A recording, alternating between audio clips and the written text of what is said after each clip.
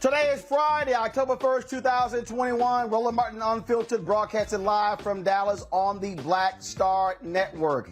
He was a chief strategist for the re-election of President George W. Bush in 2004.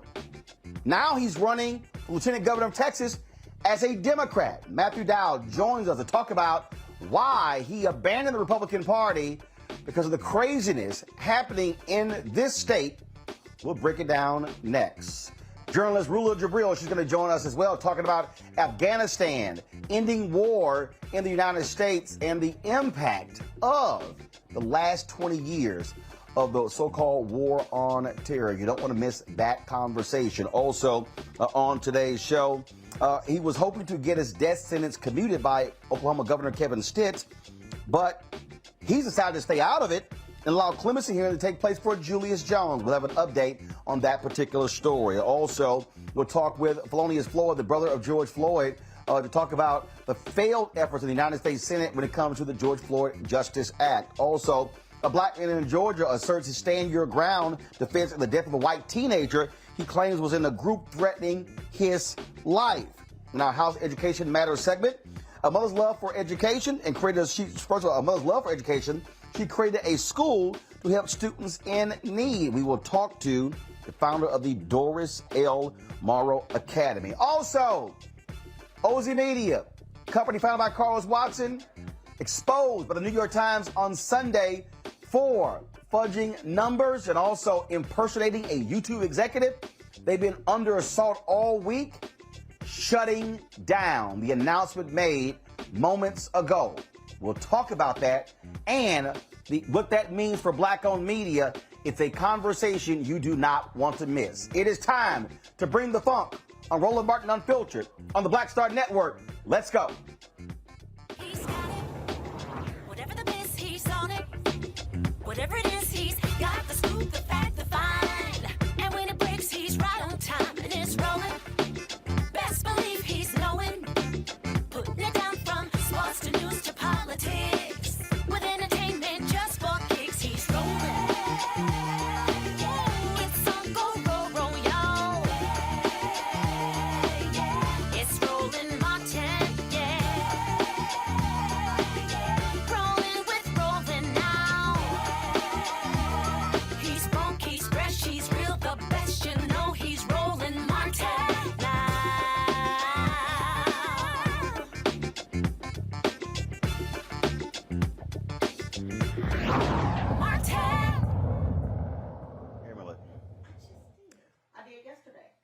Hey, folks, I'm here in my native state of Texas, Dallas in particular, and Republicans are frankly destroying this state. They have run they've held all statewide offices for more than 2 decades. Last time Democrats held a statewide office, folks, literally, it was more than 20 years ago. With them controlling the governor's mansion, the Texas House, and the Texas State Senate, they've been run amok, passing all kind of crazy laws, including this year's voter suppression law. You see what Governor Greg Abbott and Lieutenant Governor Dan Patrick are doing when it comes to fighting school districts, when it comes to mask mandates. As a result, Matthew Dowd, longtime Republican, who switched his status to independent, says enough is enough. He is running for Lieutenant Governor as a Democrat. Here's a video he dropped this week. He's 3 sons and a daughter, and buried a son and daughter far too young in Texas soil. For their sake, and for all Texans, I'm angry. The GOP politicians have failed us, especially the cruel and craven Lieutenant Governor. Dan Patrick has been lying and deceiving, fracturing the bonds we share and endangering all our lives. He does not believe in the common good. He seeks only to represent himself and the 5% of the state that goes along with all this. He puts his me over our we. With COVID-19 taking thousands of Texans' lives, Dan Patrick didn't respond to it based on science and prevented local officials from doing the things they needed to do to keep their communities safe. And in the aftermath of mass shootings in Texas, he pushed through a bill to make it easier for people to openly carry handguns without a permit or training. And when the electric grid failed here in Texas, he didn't protect us. He shifted the burden of fixing the system on each of us. And with healthcare costs out of control, the Texas Lieutenant Governor waged a culture war, decimating Roe versus Wade and attacking the diversity of our state.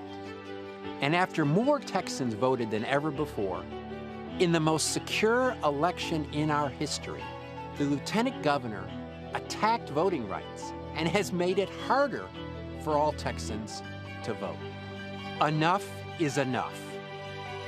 We need more officials who tell the truth, who believe in public service and common sense with common decency for the common good and the idea of servant leadership. We need to expect more from our politicians and demand those politicians align with our values.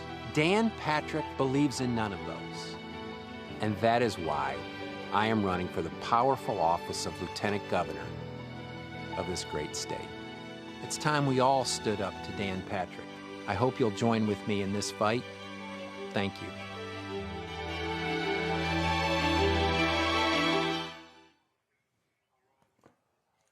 Joining us right now is Matthew Dowd, a former ABC News contributor, analyst there. Also, again, longtime Republican strategist.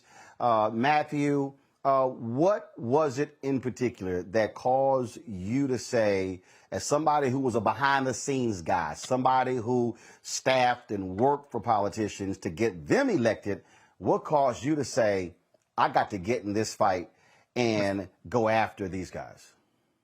Well, Roland, I think that's a great question, and I think we all are in this moment asking us the same question. I know you ask yourself the same question about what can we do to actually save our country and save our state. I would say, I mean, obviously the last 5 years were awful, and as you and I both have spoken out against it and what's happened to it. But January 6th was the moment. I was an independent and became an independent, but January 6th was a moment that was a telling moment to me in the insurrection at the Capitol, and then the Republican response to it.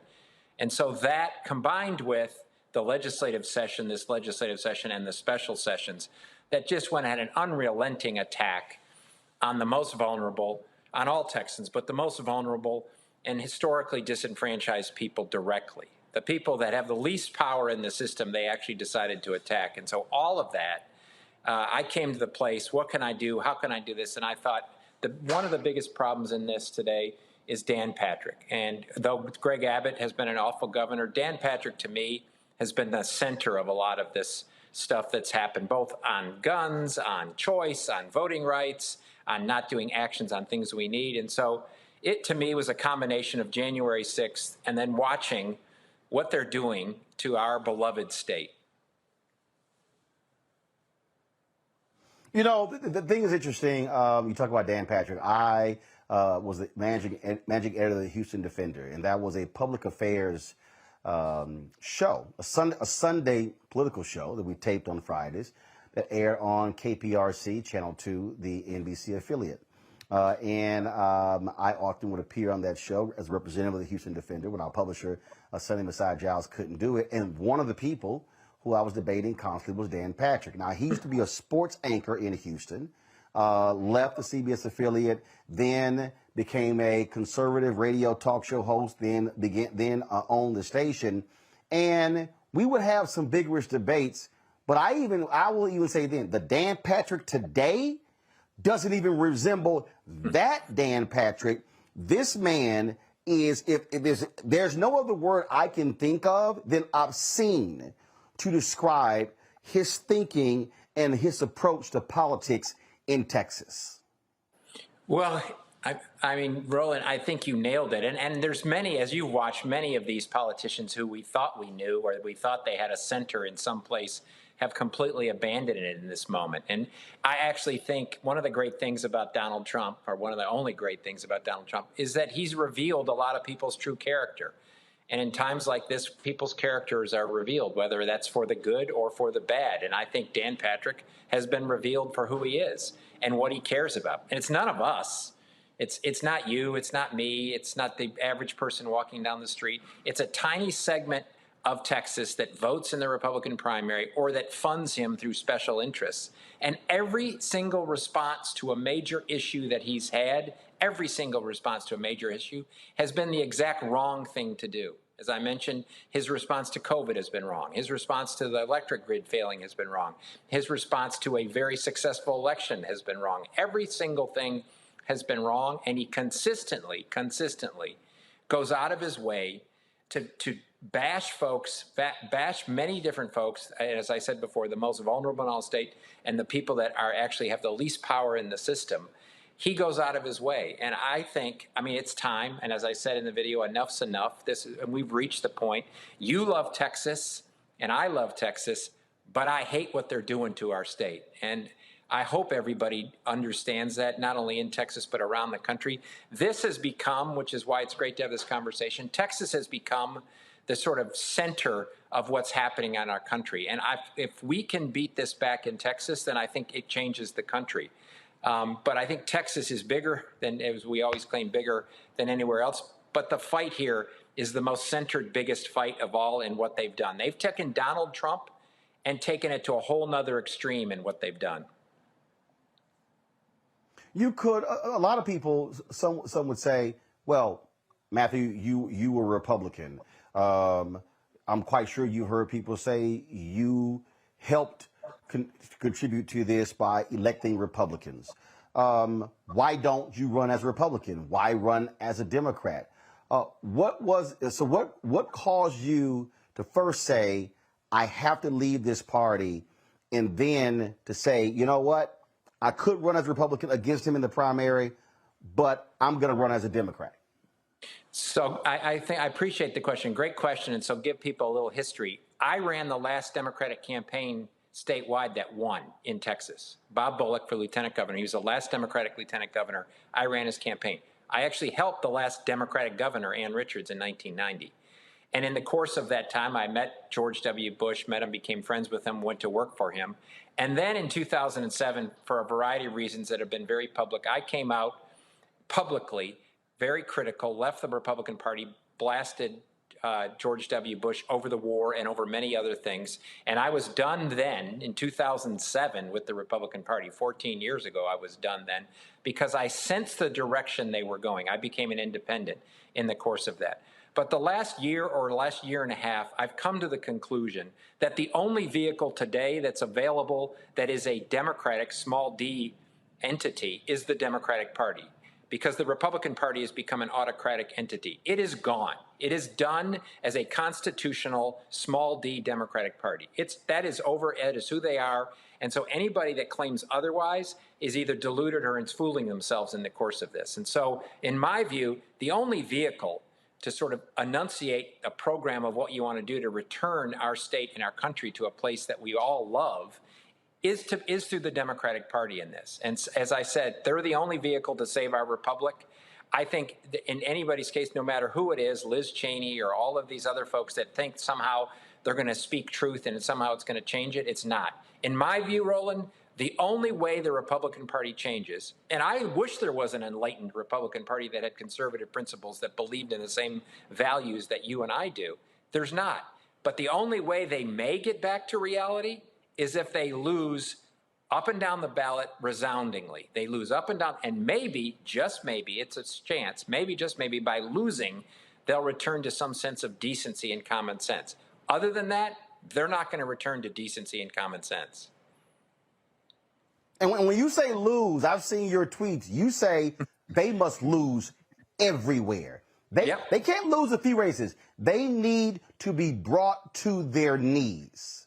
Yes, from governor to sheriff, from every office, from U.S. Senate all the way down to county commissioner, whether it's in Dallas or Houston or Hayes County where I live here in Wimberley, they need to lose every single office because they need to be held accountable. And even these people that you've talked to and I've talked to that say, well, that's not really me, but I'm going to run as a Republican. Every single person that stands up right now and runs as a Republican is facilitating the problem. That exists. They enable the problem that exists because that's who the Republican Party is. They need to lose resoundingly, and they need to lose everywhere, not just in blue states or purple states. They need to lose in red states. One of the things that also just jumps out in terms of what we are seeing. I mean, here was a state that Donald Trump won, and this idiot still called for an audit. And then you have Governor Greg Abbott, as opposed to saying, we're not going to waste taxpayer dollars. No, he said, sure, we're going to audit not the state, the 4 largest counties that happen to be blue. Yeah, he's auditing Houston, Dallas, Fort Worth, and Collin County, 3 of which Biden won, and 1 of which Biden did overwhelmingly well because of the changing diversity of the county. Where they're auditing is the pockets of the state with the largest amount of peoples of color and the largest amount of states that diversity is fundamentally changing over time. And that's where they're auditing. And to me, Greg Abbott has become completely craven in this, In many ways, Greg Abbott is a very weak person because Donald Trump, says bark, he barks, and Greg Abbott just says, how high should I jump every time he does that. And it shows you where the Republican Party comes from. And to me, they're not leaders. And I always sometimes call them GOP leaders. They're not leaders because what leaders do is leaders speak truth to their supporters. When their supporters are off on the wrong track or people that you're friends with are going the wrong direction, what a leader does is say, wait a sec, that's not right. What we need to do is X, Y, and Z.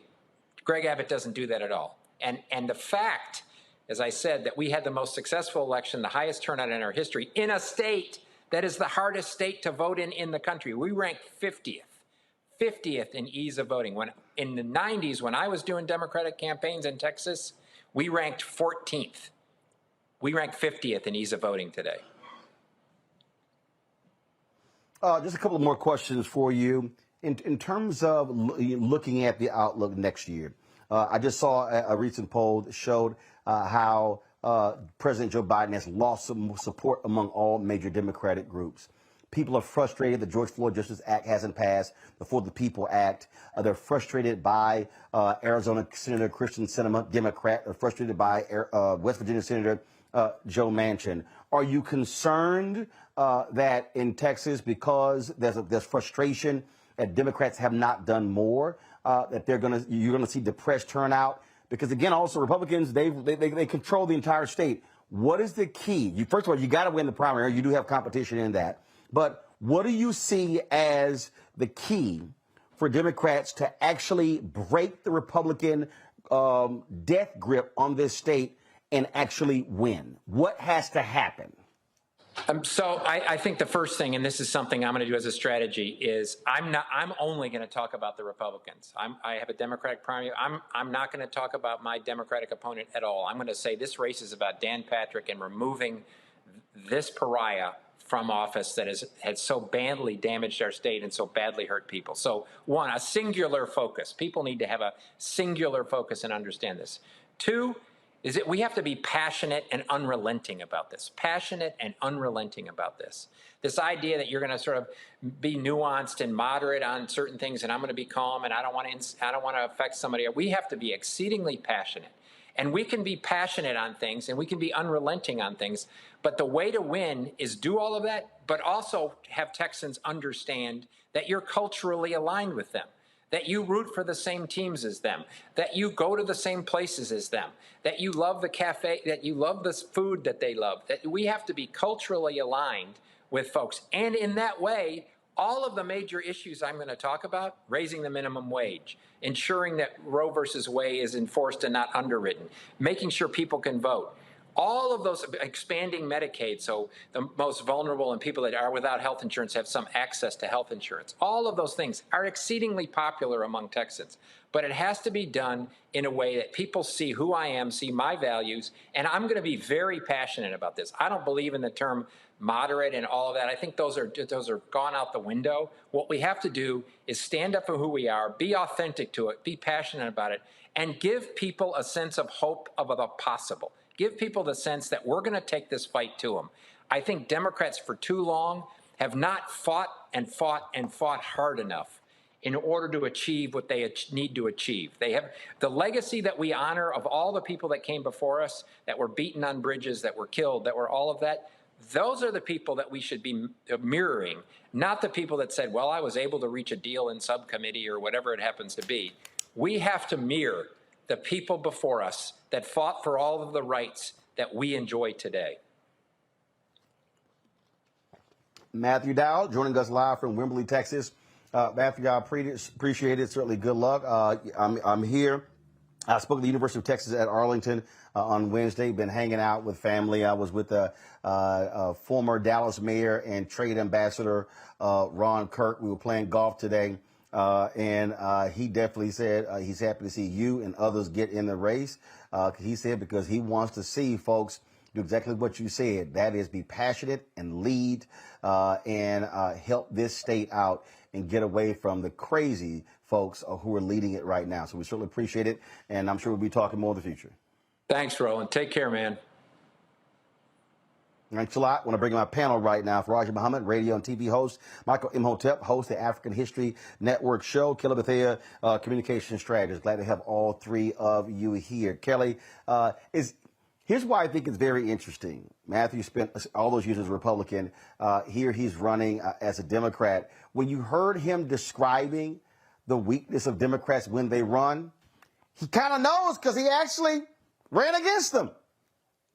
Right. I mean, and we've been talking about this on your show for a very long time, just the way that Democrats have kind of botched outreach and communications and campaign strategy when it comes to, bringing it home and making sure that people are not on their side just because the other side sucks, but they're on their side because they believe in the policies and the initiatives of the party because the message is that strong and pointed. Democrats have lost that for years now. And for Dowd to make note of that and still come on to this side just shows you just how messed up the Republican Party in Texas is.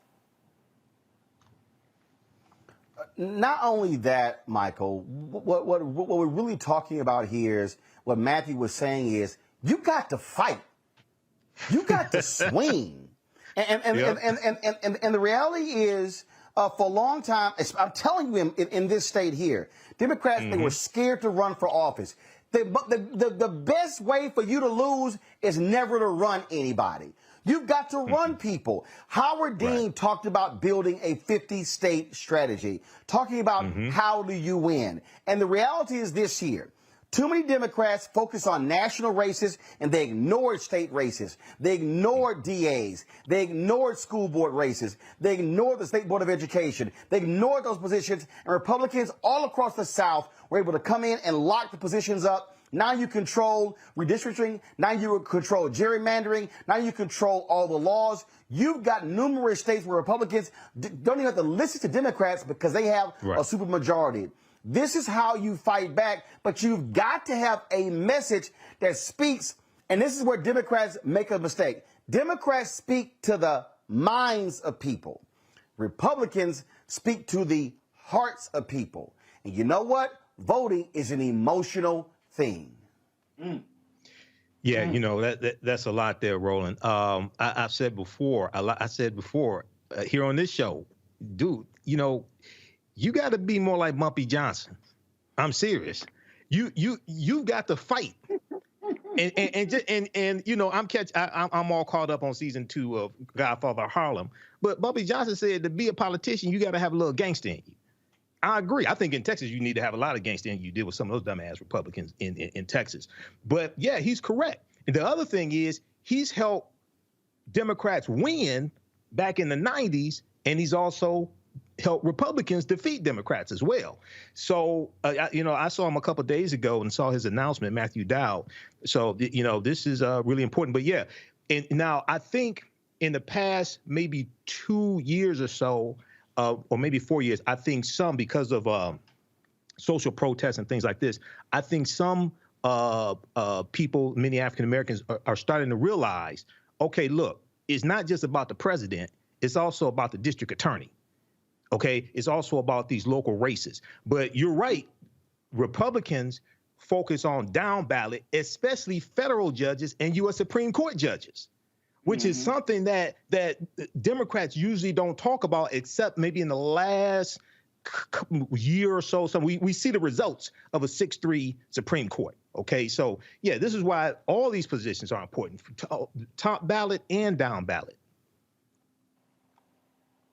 You know, Faraji, when I talk about in terms of how you have to approach this, I go back and let's be real clear. I've never in my career self-identified as a Democrat or Republican. I'm going to kick somebody's ass on anything. So let's just be real clear. Black folks who I think are wrong, yeah, I'm coming after you. And I'm going to hold you accountable because my philosophy has always been if you do good, I'll talk about you. If you do bad, I'll talk about you. At the end of the day, I'll talk about you. But I'll tell you, when I was on the CNN, it was very interesting and I'll never forget, it was a State of the Union night, and CNN made this big old deal about hiring Eric Erickson, who was the editor of RedState.com, far right-wing, white conservative evangelical. And so, man, we're sitting there, and we're on the set, and so he comes on, and I like Eric. He's a nice guy, but Eric came on cocky. He came on arrogant. And here's the whole deal, as Joe Namath said. He said, it ain't bragging if you can do it. So he comes on, and then he goes, you know, that speech Obama just gave, he didn't even mention small businesses. He went on, and I was sitting there next to David Gergen, and I went, what did he just say? What? I said, that's a lie. Now, everybody else was just, you know, nodding their head, and I'm going, hell no, that's a lie. And I'm not going to let you sit here and lie on TV. And so my whole body was like, oh, hell no. And so I think it was Campbell Brown goes, well, Eric, I think Roland takes exception to your speech. I said, I sure do. I said, I'm sorry. What speech were you just looking at? Did you not hear when he specifically mentioned this business in Arizona? I pulled a speech out. This business. I said, so how are you going to come sit here and say he never talked about small businesses? Well, I said, now held it up. When right here, he mentioned several. And let it sit there. All the rest of them progressives who were on CNN, they were like, you know, I said, hell no. When I come for debate, I come to kill and destroy. I want to kill and destroy all of your arguments. I want to put your ass in a rhetorical body bag and ship your body on and bury you. Now, okay, Satan. That's the attitude Democrats got to have, because if you're going to swing, then swing. You know why Democrats don't have that same attitude, Brother Roland? It's very simple. It's because they still believe that the old school way of doing politics is the best way. And at this point, we're seeing it day by day. I mean, look at the condition of this country. We're seeing that you got to take the gloves off. I have been frustrated with Democrats, even when, and I think that we take Madam First Lady Michelle Obama's words really out of context, because we use her words in so many different situations. When they go low, we go high. That's in some cases. This, when you're talking about politics, you need to look at Sun Tzu's Art of War. You need to figure out what's the landscape, what's the best route to take, how should you move the men, or how should you move the followers? You know, how aggressive should your tactics be? When do you pull back on certain things? But it just seems like the strategy for a lot of Democrats, and when we see, and this is one of the big frustrations I see with President Biden right now. It's like, dude, you never can use, I mean, when is somebody going to say, man, hell with all this other stuff, we're going to do it just like this? It's always talking about building coalitions, you know, stretching hands across the aisle. And so this is the type of slow, ineffective, and in a lot of ways, an approach that really doesn't garner any real benefit for the American people that we're constantly seeing. So basic things like, you know, I was disturbed by the conversation that you were having, Brother Roland, in regards to the failed talks around the George Floyd policing bill. And then it's like, that is a very simple thing. This whole country was shaken up in the summer of 2020 around the premise of policing in America. And you mean to tell me you couldn't get a damn bill like this to go through? Like, you couldn't use your bully pulpit? You couldn't just come out swinging? I mean, that is a failed opportunity that the Democrats had right there in the lap. You got the consensus from the people. You got black people, white people, brown folks. You got everybody that's saying we need to change this. And then it gets into the halls of Congress, it gets into the House, and it gets into the Senate, and it just slows down the momentum. And then we get nothing at the end of all of this stuff. And this is why, as I was listening to Mr. Dowd, I'm going to be interested to see how he's going to be able to move forward in his campaign. First, he got to build the trust among progressive Democrats, because he sounds like he's a white man that's come to some level of an awakening, but he's going to have to figure it out how he's going to move forward with progressive Democrats. And then, more importantly, the Democrats are going to have to really see there's already a fracture within the party as it is, but the Democrats are going to have to see if Texas, and the big three states, anytime something happens in this country, California, Texas, and Florida, if Texas starts to move in a different direction, if this man is able to become the lieutenant governor, then he's going to have to deal with the joker Greg Abbott, the governor there. And what is that going to be like? What is going to be the relationship? How is the policy? Well, you got to remember. You got to remember. First of all, let me help you out. A couple of things. One, Greg Abbott's numbers are way down, and Beto O'Rourke is probably going to announce he's running for governor. Two, this is the most important thing. The most powerful person in Texas is not the governor. It's the lieutenant governor. Because the lieutenant governor in Texas controls the Texas Senate. That's the difference. So, literally, the power in Texas is in the lieutenant governor's hands, not the governor. That may sound crazy, but that's how it is. And so that's why this matters. But I'm telling you, the bottom line is here, and what I'm saying, the same thing was happening in D.C., everywhere. If you're a Democrat, you need to get some guts and swing, because the opposition, they don't apologize for exercising power. They exercise power and then look at you. This is how the Republicans do.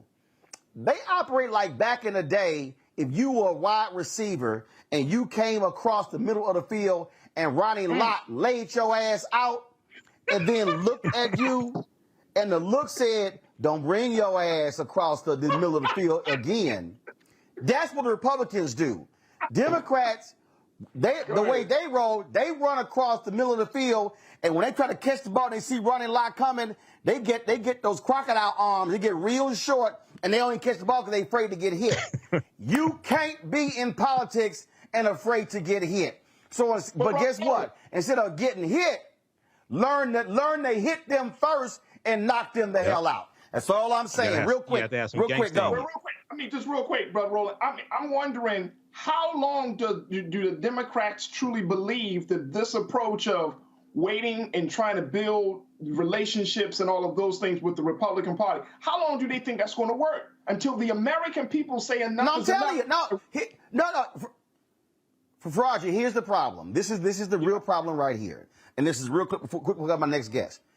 The Republican Party, you're either right or far right. The problem, but see, let me unpack this real quick for our people, because this is the problem. The Democrats' tent is a larger tent. Right. You have centrists, moderates, progressives, liberals, far left liberals.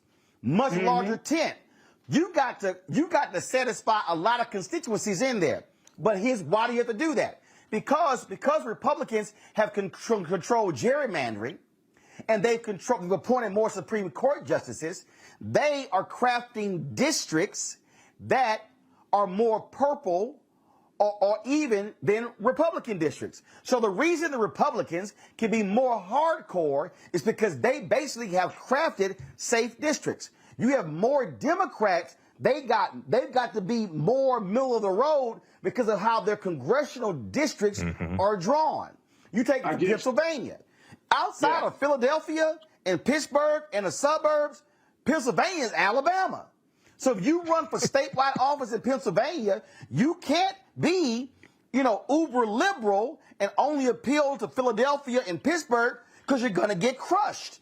That's what Matthew was saying. Texas is the same way. If you only appeal to liberals in Harris County, Dallas County, Bexar County, Collin County, Travis County, you're going to get crushed in West Texas. But what he's saying is, running with passion, what he's saying is, I'm going to make an argument that even talking to those people, that I'm appealing to them on policy that speaks to their hearts. That's what he's talking about. That Democrats play this nice fine line. That's part of the problem. So when you ignore the state offices and the offices below, you have given Republicans an advantage to control the political apparatus to force you where you got to be moderate, centrist, and all of this, as opposed to being far more progressive the way you should. And so that's the delicate thing that's going on here. And so again, for all these people watching, let me be real clear, okay? I voted Republican, I voted Democrat, I voted independent, I voted nonpartisan. I vote based upon the issues. I will say this, as Matthew said, and I agree 100%. The current state of the Republican Party, I want every single one of them to lose in every race in America, because they must be obliterated for what they are doing. And if any of them stand with Donald Trump, they stand with the folks on January 6th, they must be taken out politically, and there ain't no other way around this.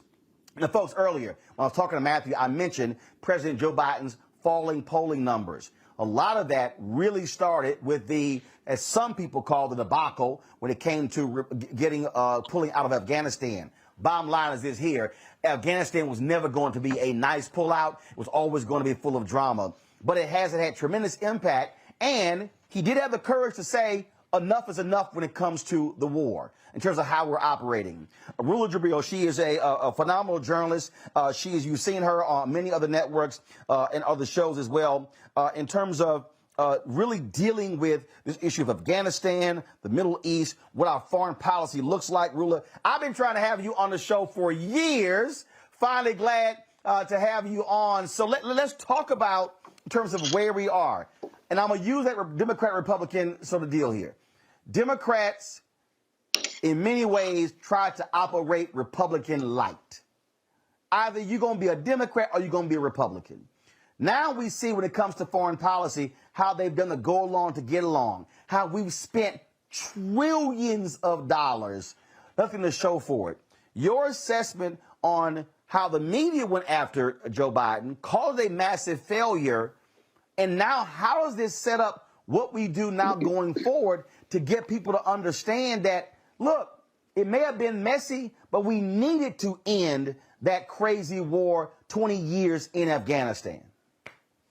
Roland, finally, good to meet you.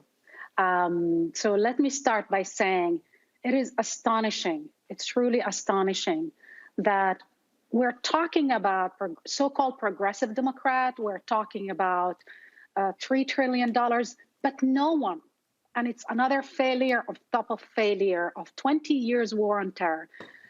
Both chambers just approved $7.5 trillion in budget, in defense budget for the United States over the next 10 years. Regardless, the failure in Afghanistan, regardless the defeat of and the failure and the catastrophic humanitarian catastrophe that was created as consequence of this war on terror, regardless the fact that our investment, trillions of dollars in Afghanistan and Iraq, basically was obliterated. We had a government in Afghanistan that ran off in 2 seconds. The people who are holding the line are actually the women. And I'm saying this because people, progressives or so-called progressive, who don't want to invest in uplifting people from poverty in the United States. They don't want to basically fight against climate change that is literally killing 7 million people every year. They don't want to defend Americans against poverty, against all kind of issues here at home, but they're willing unanimously, unconditionally give more trillions of dollars to an apparatus, to the defense industry that produced nothing except desperation, radicalization, and nothing else. If we look at the war on terror and we look how everybody is jumping at the throat of President Biden for ending something that we knew was going from worse to worse, that was producing nothing, jumping at his throat is another failure of journalism and of our corporate media that wants to engage in these countries on one issue, how to bomb more, instead of building schools or bridges overseas, or give scholarships, or building human infrastructure, or investing in the next generation. We are willing to invest trillions of dollars, $7 trillion in bombs and helicopters and uniforms and missiles. When is this going to be debated and discussed? When is this ever going to be questioned? Because so far, we're keep repeating the same mistake, hoping in a different outcome, and we're becoming crazier and crazier. I mean, I understand why Republicans are crazy somehow. I see that they create their own, echo chamber of narrative, and they have propaganda machine that brainwash them. But what about progressives and Democrats? I mean, I cannot fathom why in the 21st century, it is so hard to take from trillionaires and billionaires and give a little bit more to average Americans who don't want their children to die in these wars. By the way, these are the people that lost their children and fought in these wars, and now they are slipping into poverty. When is this going ever to be debated in mainstream media? It's very interesting, Rula, when I ran the Dallas Weekly, there were some independent journalists who went to Iraq, and they brought back these really haunting images of Iraqis who sustained so many lost lives. And I remember I think I did probably about a 6 or 8 page spread, and folks were calling me, "This is propaganda. You're putting this out." And I said, whoa, wait a minute, hold up. I said, so we're not to talk about the hundreds of thousands of Iraqis who were killed? Even this drone strike. Okay, the United States lied.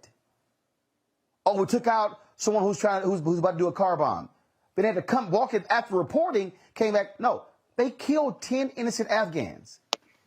And what gets me is I listen to these Republicans, so-called pro-life, who don't give a damn that 10 Afghans were killed in a drone strike, 7 children, and it's like, no big deal. And one of the greatest mistakes that President Obama has not been fully held accountable for were the drone strikes that he also authorized that were killing innocent people. We cannot be so pro-America that we don't give a damn when thousands upon thousands of people, innocent people, are being killed because under the guise of the war on terror. Listen, I agree with you totally. I think it is, it's one of the things that I always wondered why somehow it is acceptable that brown and black people overseas can get bombed, live under military occupation, get tortured, killed. And it is okay somehow to depict that as, yeah, it is what it is, but in the name of national security and stability in the Middle East, how is that ever produced anything except insecurity, radicalization, etc.? If we look at our foreign policy and our policies towards especially brown and black Muslims, it is no different than Jim Crow. It is no different than our racist policies here in the United States. When you deny people the right to vote here, but then you enable a dictator over there who basically not only deny the vote, rule for 30, 40 years like Sisi, and you keep pumping money into his coffers. We're basically sending a message to all of these people: you deserve dictatorship. You deserve to live as slaves in your own countries. I will never forget, Ronald. I was in Cairo when President Obama gave the speech. One of my assistants, because I was working there at the time, kept listening to the speech. And I asked him at one moment, why are you listening to the speech? And he said, Rula, this guy is Black like myself. This guy's father is a Muslim like me. He can be president in his country and I cannot vote. And I realized that our foreign policy is a consequence of our white nationalist policies, domestic policies that reigned and continue to reign and continue to be part of America's DNA. Speak. Say that. I mean, that's just being real about our foreign policy. I want to bring in my panel here because I want them to ask a question. Each of them to ask a question of you, Rula. I'm going to start with Michael. Michael, go right ahead. Hello, Rula. Hey, thanks for coming on today. I was reading a statement from Senator Jeff Merkley about Afghan refugees and about aid being given to Afghan refugees coming to the U.S.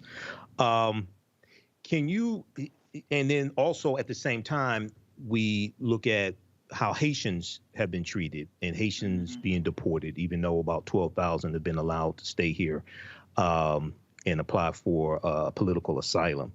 Can you talk about the discrepancy in the way Afghans are treated, refugees coming here, and Haitians, and put that into context?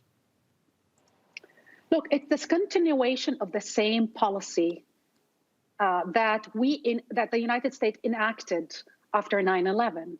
And if you look at it this way, in the 60s, people like you and me and Ronald and everybody that is on this panel was treated as not only second-class citizens, as somehow is a foreigner in this country. Trump rose to power by delegitimizing the first African-American president in this nation, calling him, he couldn't be American. Guess what? Because he's Black. He was saying the private part loudly somehow, and he was, camouflaging his language, using a different language. But this is no different than these people marching in Charlottesville saying, Jews will not replace us. Anybody that is different in this country is an illegitimate somehow voter or is stealing something or somehow can't be an American. So our war on terror and which is our foreign policy, by the way, and our refugee policy are the same part of this that stems from the same doctrine. And the doctrine is called white supremacist. It's entrenched in the DNA. Every 2 years, Republicans find something to discuss, gay marriage, something to distract their base with. Today, what is it? Critical race theory. Exactly. Every 2 years, they find a boogeyman, and the boogeyman is always a Black man or a Black woman to rally against. It was the Afghans, or it was the Iraqis, it was bin Laden. I mean, the failure of our media not to make people understand that Iraq had nothing to do with 9/11, and Saddam Hussein, as horrible as he was, had nothing to do with 9/11. But in order to sell that war, they need to sell lies after lies. Are we surprised that Trump is selling different lies? These lies started with a war on terror.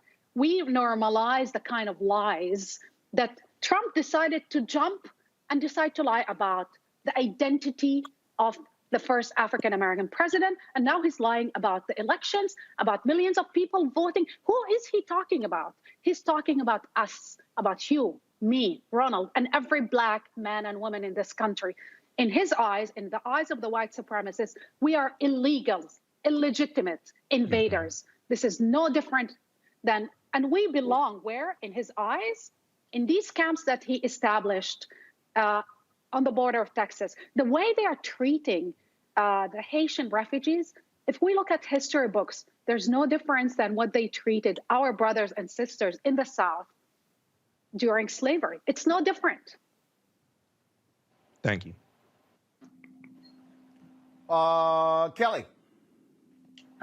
Sure. Thank you for coming on. My question originally was regarding Haiti, but another thing that I have been struggling to understand is how, like you said, Almost $7 trillion, I believe, has been approved to spend on defense over the course of 10 years. But we can't come to a number of $3 trillion for infrastructure and things happening in this country, specifically Manchin saying, quote, he doesn't want to change society to an entitlement mentality. It is frustrating to me on many fronts how he's the senator for, if not the poorest state in the country, certainly one of the top 5 poorest states in the country, for him to consider $3 trillion the programs that would fund as entitlement. I can't imagine what his constituents are feeling right now regarding those statements, if they even understand them. But the dissociation from what is and what you want, especially when it comes to senators and congressmen against raising the limit on the infrastructure bill number to $3 trillion.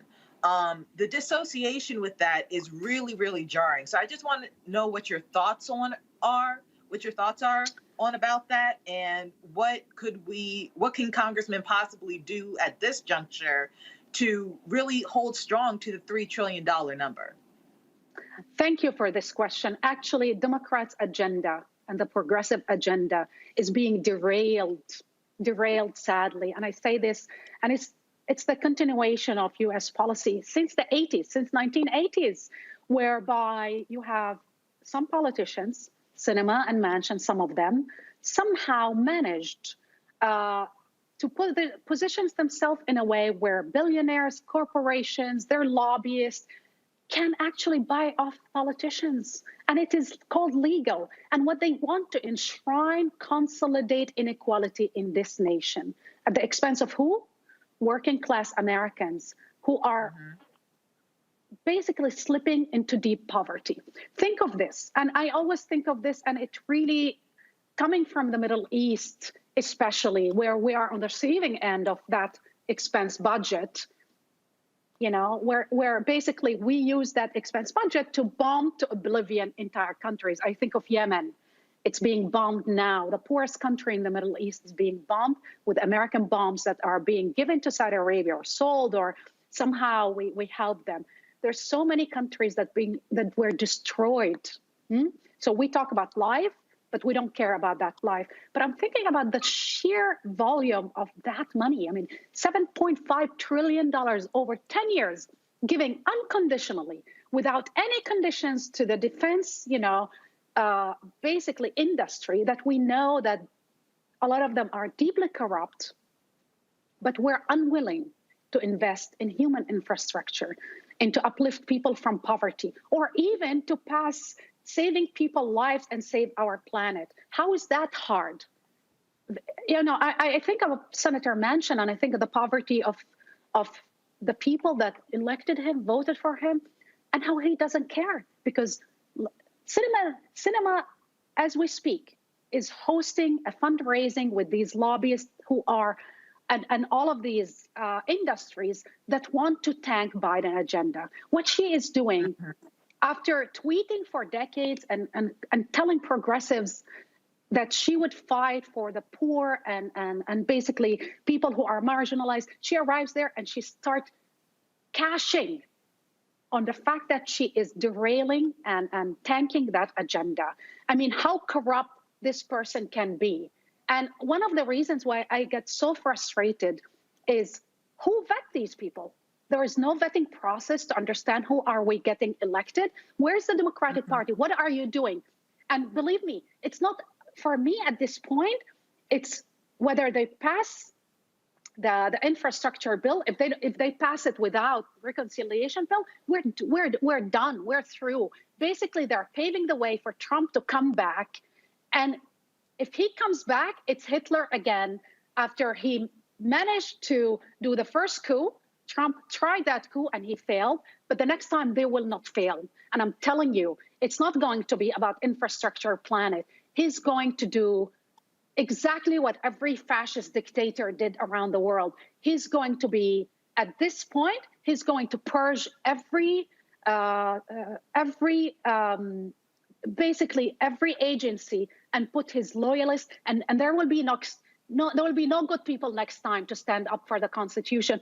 So Sinema and Manchin are not only derailing the agenda, they are willing to gamble with our lives and basically destroy democracy. I will blame them for the rest of our lives, and history will not be kind to them, because if Trump and Republicans get elected, guess what? They have to say goodbye to democracy, to America's democracy and the American experiment. And I believe the violence we've seen is nothing compared to the violence that is coming. I predicted Trump victory in 2015. I saw the language. I saw what he was trying to do. I predicted the violence of January 6th because the writings are on the wall, and what's coming is even worse. Faraji, your question for Rula. Yes, Rula, thank you so much for joining us here on the show. I just had a question in regards to a very interesting part of this infrastructure bill as it relates to Israel. Robert Wetzler, who is is the president of the S. Daniel Abraham Center on the Middle East Peace in Washington, wrote an op-ed just a couple of days ago for the New York Times talking about the fact that progressive Democrats are now raising some real concerns about the relationship between the United States and Israel. They put it in as part of the country's infrastructure bill. And Rula, tell me, what do you see as being what do you take from this? But they put it as part of this bill that is supposed to be for domestic issues to give Israel $1 billion to fix and support the Iron Dome missile defense system right there in Israel as part of this unflinching, unwavering support for Israel. They didn't do this for any other country. There hasn't been any other monies allocated for any other part of the region or part of the world.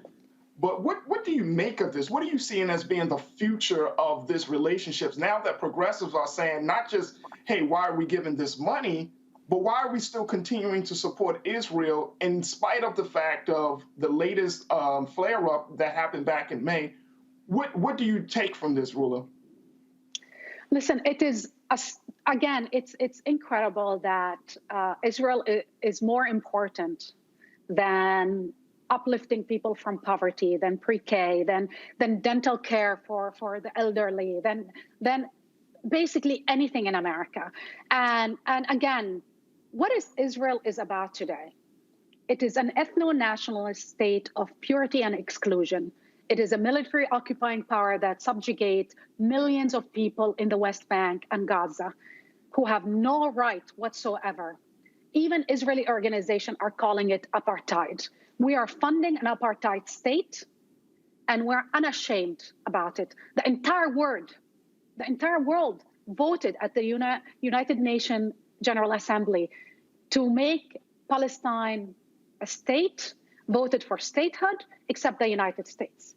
And we're looking at the United States, the country that abolished slavery and elected an African-American man and elected the most multiracial, multi-ethnic democracy, is looking at an ethnocracy and basically a Jewish supremacist state and say, yeah, we don't mind that. We will bankroll that. We don't mind that. We don't mind that you're caging people and stripping them of every right, killing them left and right, bombing them to oblivion, because basically, which is a continuation of the war on terror somehow, but in the name of the war on terror, we're enslaving people over and again. But it's no different than giving the dictator in Egypt the $2 billion, knowing every year, knowing that he torture, abduct, rape, and kill people. We don't care. 70,000 political prisoners live in his dungeons. We know they're being tortured and raped and assaulted. We know all of that. Regardless of that, Trump called him my favorite dictator, and we continue to give him the money because we don't care about black and brown people overseas. We're willing to put these autocrats, but we don't want an autocrat or a dictator in America. So if you don't want a dictator in America, why do you think Palestinians want a dictator? Why you keep emboldening other dictators and apartheid states overseas? And then we go after Rashida Tlaib or Ilhan Omar and others. surprise, surprise, the Black people in the Senate, in Congress, and tell them that they are anti-Semites. Anti-Semitism is being weaponized to shut down any criticism of Israel. Guess what? A modern political ideology is not people, and it's not a religion. These are two separate things. Every country, every government, every state should be criticized, should be scrutinized, and should be transparent. And if you shut down the debate in name of hatred against a religion group of people, you're basically conflating these two things and helping. I will never forget, and to your question, when Charlottesville happened, Trump defended these neo-Nazis who said Jews will not replace us. And he was praised by Jewish leadership, saying, you know, he's the most pro-Israeli. Guess what? Because he gave money for the occupation. How can you reconcile these things? Democrats have to really start examining their policies overseas, and all of that money that's being given left and right, whether the $7 trillion to the defense industry, to the Pentagon, the billions of dollars giving to dictators around the world, while our people here at home are slipping more and more into poverty. Mothers cannot go anymore. I mean, this pandemic wiped out millions of dollars, generational, basically, income, especially of Black and brown people, and especially women. And they're unwilling to address this issue in the name of what? What security Israel guarantee for whom? When we know that from documents, from the Pentagon documents or 9/11 Commission, we know that this is the #1 issue that radicalized people historically across the Middle East. So they're lying to themselves, they're lying to us, and this is corruption on steroids. Rula Jabril, we certainly appreciate you joining us. Folks, please follow her on social media. You definitely want to get her analysis. Like I said, I've been trying to get her on our show for quite some time, so certainly glad we could make it happen. Rula, let's do it again. Yes, anytime. Thank you. Thanks a lot. All right, then, folks, got to go to a break. We come back. Lots more on Roland Martin Unfiltered here on the Black Star Network. We're going to talk with one of the brothers of George Floyd about the failure to get the Senate to act on the George Floyd Justice Act. Also, a Black man stands his ground in Georgia and killing a white teen. We'll talk with the NAACP there. Plus, we'll also deal with another story out of Oklahoma. Julius Jones, brother, where they say this is grant clemency. Why is the governor acting on this? There's all kind of drama there. We'll talk with a guest there as well. Lots to unpack, folks, right here on Roland Martin Unfiltered, broadcasting live from Dallas, Texas. Be sure to support us, folks. Download the Black Star Network app. We want to have 50,000 downloads by December 31st. Android phone, Apple TV, Android TV, Roku, Samsung TV, Xbox, all the platforms. You can get it. Tell a friend, tell a family members. Let's make it happen. Also, please support us with our Breonna Funk fan club. Every dollar you give goes to support the show, y'all. Every dollar. Cash App, $RM Unfiltered. PayPal is R Martin Unfiltered. Venmo is RM Unfiltered. Zelle is roland@rolandsmartin.com. You want to use a credit card? Just simply get the Square credit. You can use a credit card. Go to rolandmartinunfiltered.com. Use your credit card. Folks, this is Black-owned media. We don't answer to anybody else. Independent, Black-owned. I'm going to holler back in a second.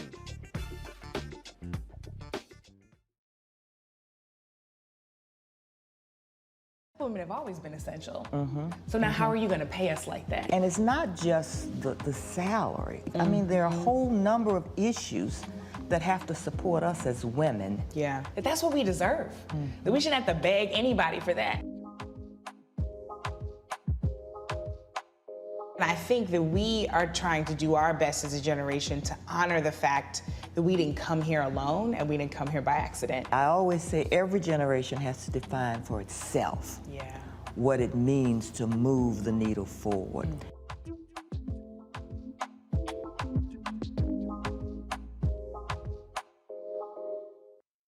It's time to be smart.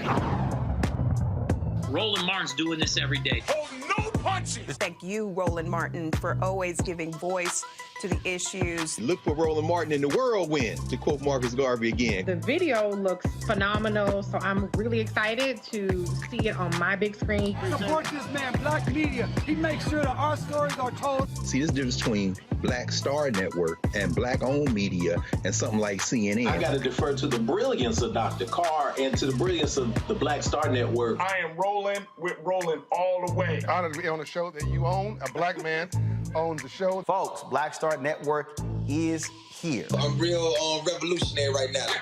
Roland was amazing on there. Stay black. I love y'all. I can't commend you enough about this platform that you've created for us to be able to share who we are, what we're doing in the world, and the impact that we're having. Let's be smart. Bring your eyeballs home. You can't be Black-owned media and be scared. You dig?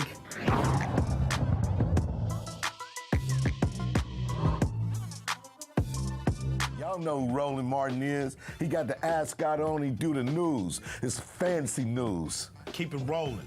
Right here. Rolling. Roland Martin. Right now. You are watching Roland Martin, unfiltered. I mean, could it be any other way? Really? It's Roland Martin.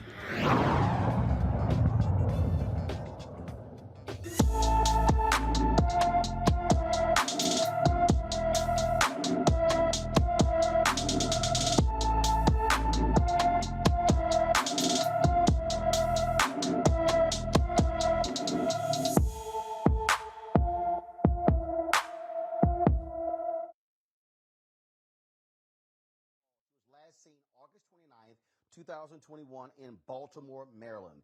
She's around 5 feet 5 inches tall and weighs about 145 pounds. She has natural hair and both of her ears are pierced. Anyone with information regarding her whereabouts is urged to contact the Baltimore Missing Person Unit at 443-984-7385, 443-984-787, again, sorry, give me 1 second. 443-984-7385, 443-984-7385. So please do that. Every day we're going to feature an African-American who is missing to make sure that they get the attention they deserve. And so hopefully somebody has information to help. All right, folks, let's go to Georgia, where Georgia brother is using the Stand Your Ground law to justify the killing of a 17-year-old white teen. Marcus Wilson, a biracial man, was driving with his white girlfriend when they were accosted by a group of white teens in a truck. The group called Wilson a nigger and his girlfriend a nigger lover as they attempted to veer the couple off of the road. Now, fearing for his life, Wilson fired a warning shot, striking one of the occupants in the vehicle, 17-year-old Haley Hutchison. Wilson was licensed to carry a firearm. Now, Wilson was denied bond and has been held in jail for over a year. His attorneys believe he should have never been charged, citing the controversial Stand Your Ground law, which allows a person in fear of their life to use a weapon legally. Joining us now from Decatur, Georgia, is James Woodall, president of the Georgia NAACP. James, glad to have you. Okay, so I'm just trying to understand. Have y'all looked at other stories of white people who use Stand Your Ground law? Are they sitting in jail for a year? Yes, Roland, and thank you for having me. One, we know that there's the disparity altogether. About 75% in Florida, in comparison, about 75% of black people who are, killing white people and use this law, they end up in jail, right? But in comparison, only about 50% of white people who do the exact same, they end up held accountable as well. And so the disparity is just outrageous. But even to make matters worse, when you talk about Stand Your Ground, one of the things that's so important is to lift up this question of immunity. And here in Georgia, you have a pretrial motion in which a defendant who is charged with a crime, who has been indicted, and is alleged to have committed an act of felony murder, they get the opportunity to go through that pretrial motion. And this is where we are in this case. But what's so challenging for us is that we cannot trust that we will get a fair trial.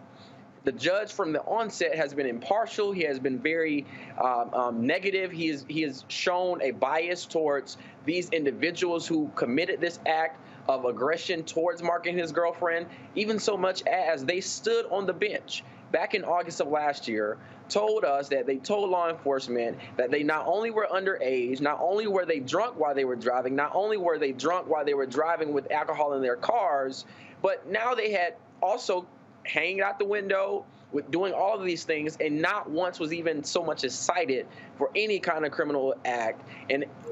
And instead, you have Mark, who is charged with a crime and has been in jail for over 400 years. And so this is the standard of justice, if you will, or how the legal process presents itself for us, and this is what we're fighting against. So, again, what's crazy, first of all, was there any video? Was there anything along those lines? And what's the justification for holding him for a year?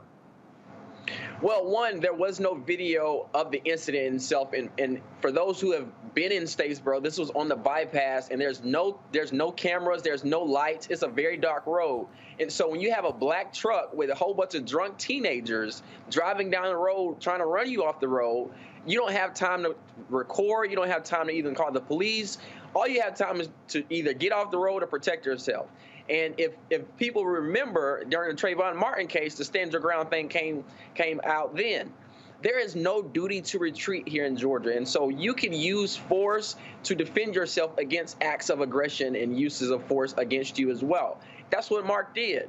But in this case, the judge has asked, why did he have a gun? You know, if that was a white person, that would not even be a question. We hear things about Second Amendment and those kind of things.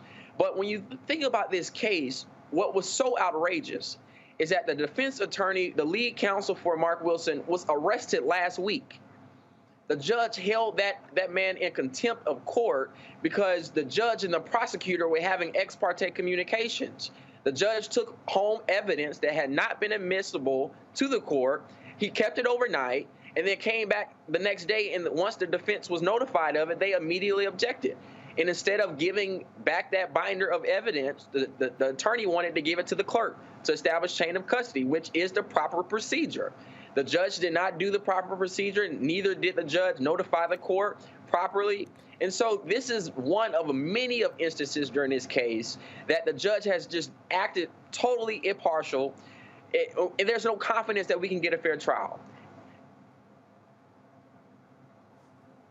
Have y'all tried, well, first of all, has his lawyers tried to get the judge recused from this case? Yes, so there have been multiple motions for recusal. Right now, the courts have, the entire judicial circuit has recused themselves from this case to decide whether or not that this judge needs to recuse himself. We're calling on the judge to simply just do the ethical thing and recuse himself, right? We shouldn't have to go through lengths and bounds to get him off of this case. But nevertheless, one of the most challenging things about this case, and I'm so glad that you're having us on to talk about it, is the fact that the judge has issued a gag order on the case. Nobody can talk about the case who's a party to the case. There's been no media attention around it outside of one local media station, and they have done a tremendous job. But there's been so many barriers to be able to lift up what is happening. And so, again, Roland, just thank you for this, because when we talk about black people being lynched, when we talk about George Floyd and Ahmaud Arbery, what we're seeing is the legal system using the links that they go to ensure that we lynch somebody through state-sanctioned violence. This is exactly what it is. And so we're working to hopefully get this man off of this case and get it into the hands of someone who's going to at least hear the facts. The rule of law says if you are met with aggression or deadly force, you can meet that force with force. That is exactly what happened, and unfortunately, Haley Hutchinson died. But the very fact that they are drunk driving, if you don't even have the whole racial part to it, they are drunk driving and trying to run this man off the road. Add the other facts to this case, it becomes very clear as day, but yet instead, this man is sitting 400+ days in jail. I'll also add, his dad was a former fire chief in one of the neighboring cities here in the state in Atlanta. His brother-in-law is a deputy, a sheriff's deputy.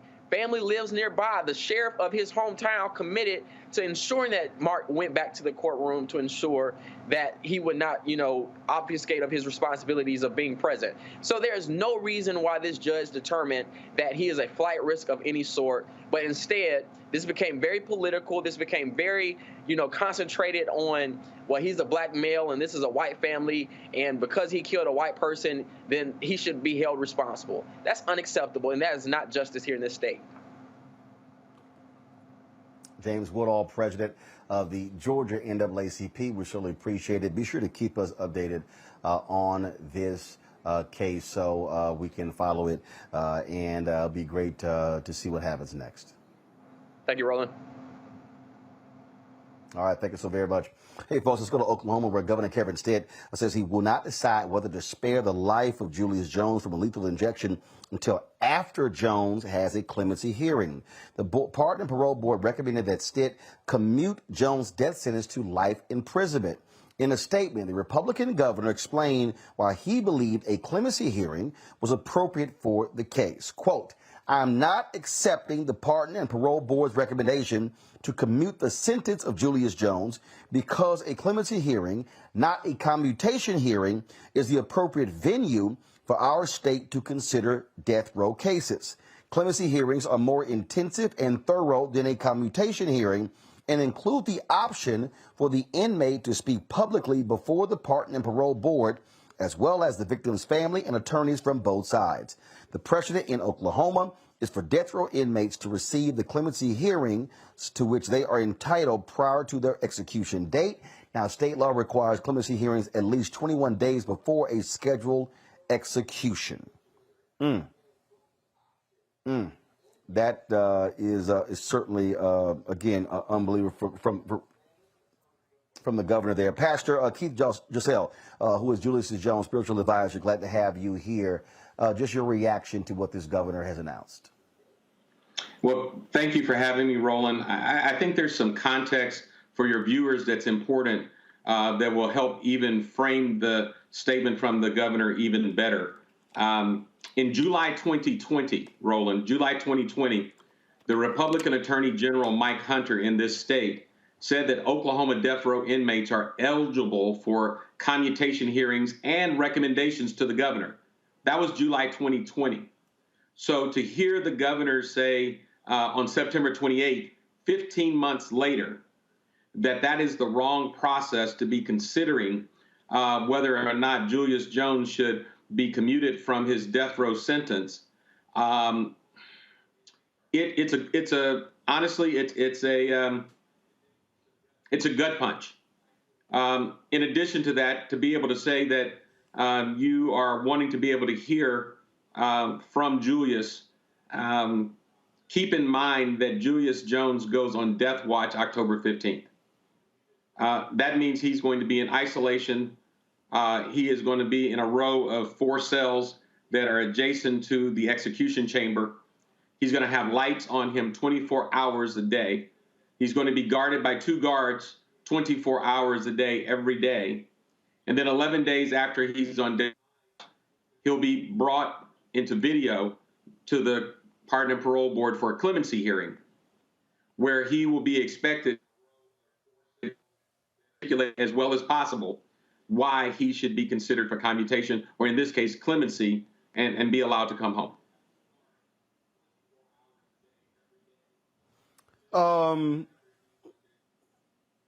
It's interesting to listen to the governor try to say, how a commutation hearing is so different from a clemency hearing.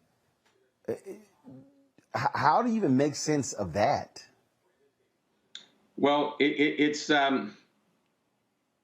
when you've had a commutation hearing and the evidence has already been considered and you've received a recommendation and then the recommendation is thrown out, it's like you're being asked to double down when you've already gotten the decision.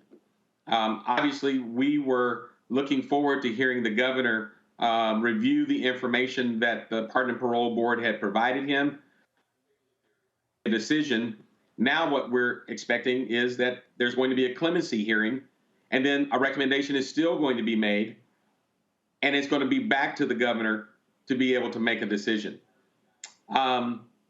There's been a lot of goalpost changing, if you will, in the middle of this game, and it hasn't stopped. The day after the governor denied the recommendation, the Oklahoma County DA convened a grand jury to investigate the Pardon and Parole Board with the possible outcome of removing or arresting board members in order to be able to tilt the board into his favor to get the kind of verdict that he wanted. And so all of this is still happening. The goalposts are still changing while we're waiting on this clemency hearing October 26th. Man, that is crazy there. We're going to keep following this story as well. And we hope Oklahoma does the right thing when it comes to Julius Jones. We certainly appreciate, Pastor, you being with us. Thanks a lot. Thank you for having me.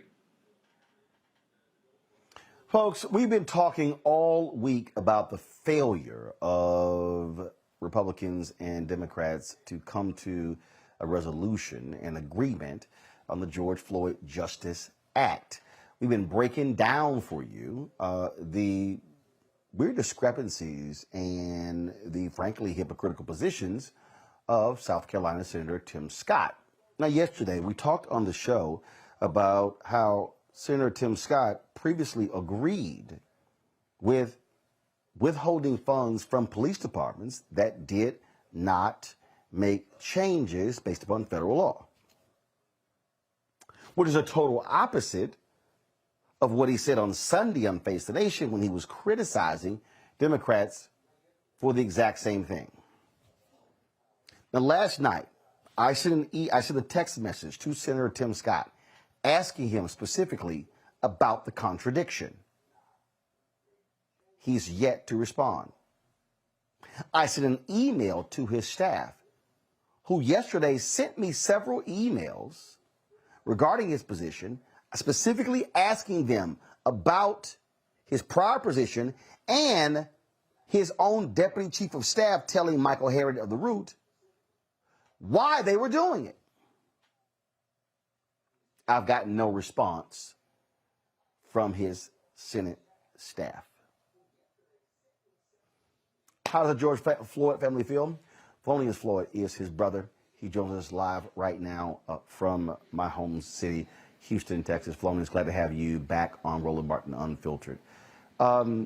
Just share with us your feeling right now with the fact that when y'all were in D.C. in May for the 1-year anniversary of the death of your brother, y'all came and sat with me on Black Lives Matter Plaza in D.C.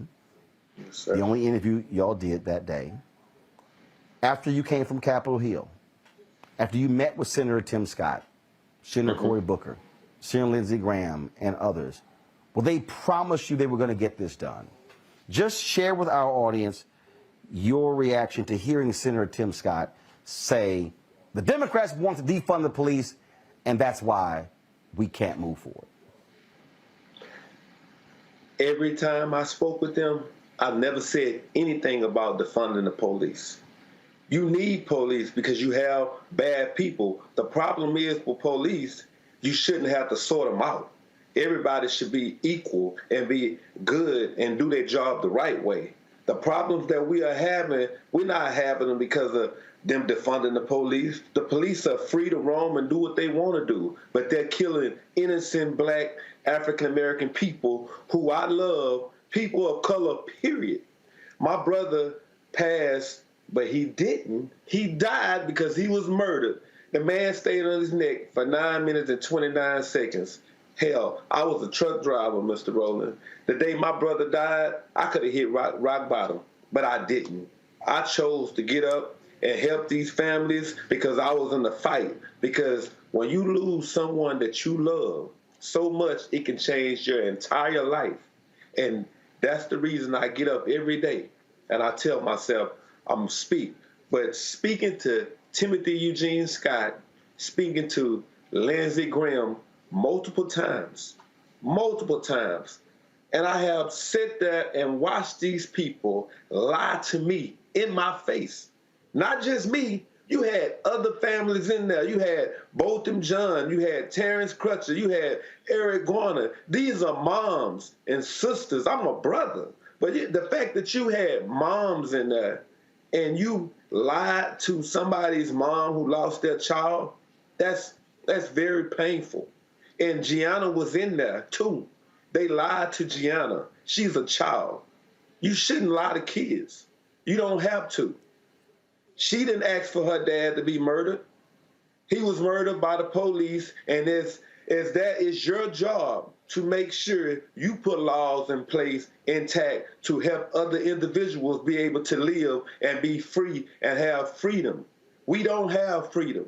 I don't care what people say. My brother, he walked to the store. That was a problem. He was murdered. You got Ahmaud Arbery. He ran down the street jogging. He was lynched.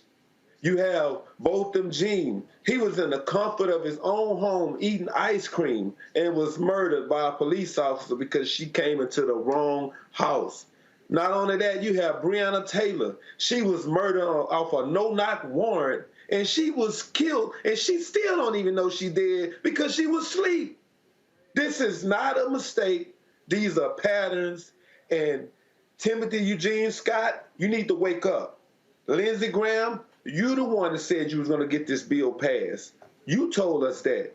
And we all sat there and believed because we can't make you do anything. All we know is you all can make laws for the elite and the chosen, but we want you to make laws for the people with no voices. And I'm one of the people that's going to stand up for these people. And I know, Mr. Rowland, you've been doing it for a long time, and I've been watching a lot of your shows, but the fact that I agree that we will have to fight, and we'll have to do it all over. The fact that my ancestors, they have passed away countless times, all for over 400 years, and all they wanted to do was just be free and live their life the way they should have been able to live countless times.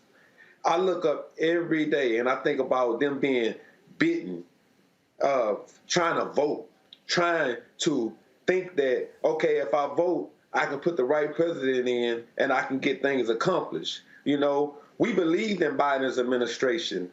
And when I can tell you all we asking for, the same thing we've been asking for over 400 years. We just want to be treated fairly. That's all we want. And for me to sit there... You mentioned believing in the Biden administration. You mentioned believing in the Biden administration. What do you want President Biden to do right now? I want him to call down to Eugene Scott and Lindsey Graham, everybody, because Sheila Jackson Lee, the Energizer Bunny, she's been running herself rapidly and crazy in circles trying to get things accomplished. You have Karen Bass, you have Pelosi. All of these people, they're looking because they know what's going on. The problem is with Eugene Scott and with Lindsey Graham and probably more Republicans because we don't want to defund the police. We want the police to respect us as human beings. We just want to be treated fairly. The things with Biden, you know, I know he's looking at everything right now, but hey, we need your help. We need the vice president's help. We need anybody who can make an executive decision right now to pass this George Floyd Policing Act because people are dying at a rate. I was in Minnesota and I'm there for my brother at a case in court, and all of a sudden, Dante Wright has been murdered. And I went out and spoke about him. The problem is, it happened in Minnesota again, 5 minutes away from where I was speaking and trying to get my brother's life on track because he was murdered. You know, we don't want a watered down bill. We want the George Floyd Policing Act passed, just like it is.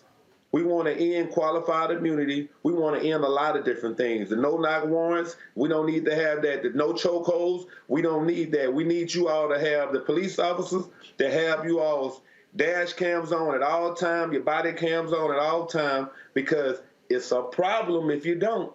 Because it takes 20 to 30 seconds for it to come back on. And if you have something to hide, that's what I'm looking to find out. What are you doing behind closed doors? What kind of skeletons do you have That's what I need to know, Mr. Rowland. Questions for Raji Muhammad first for Felonious Floyd. Brother Felonious, thank you so much for joining us. First and foremost, my heart and prayers continue to go out to you and your family in this time.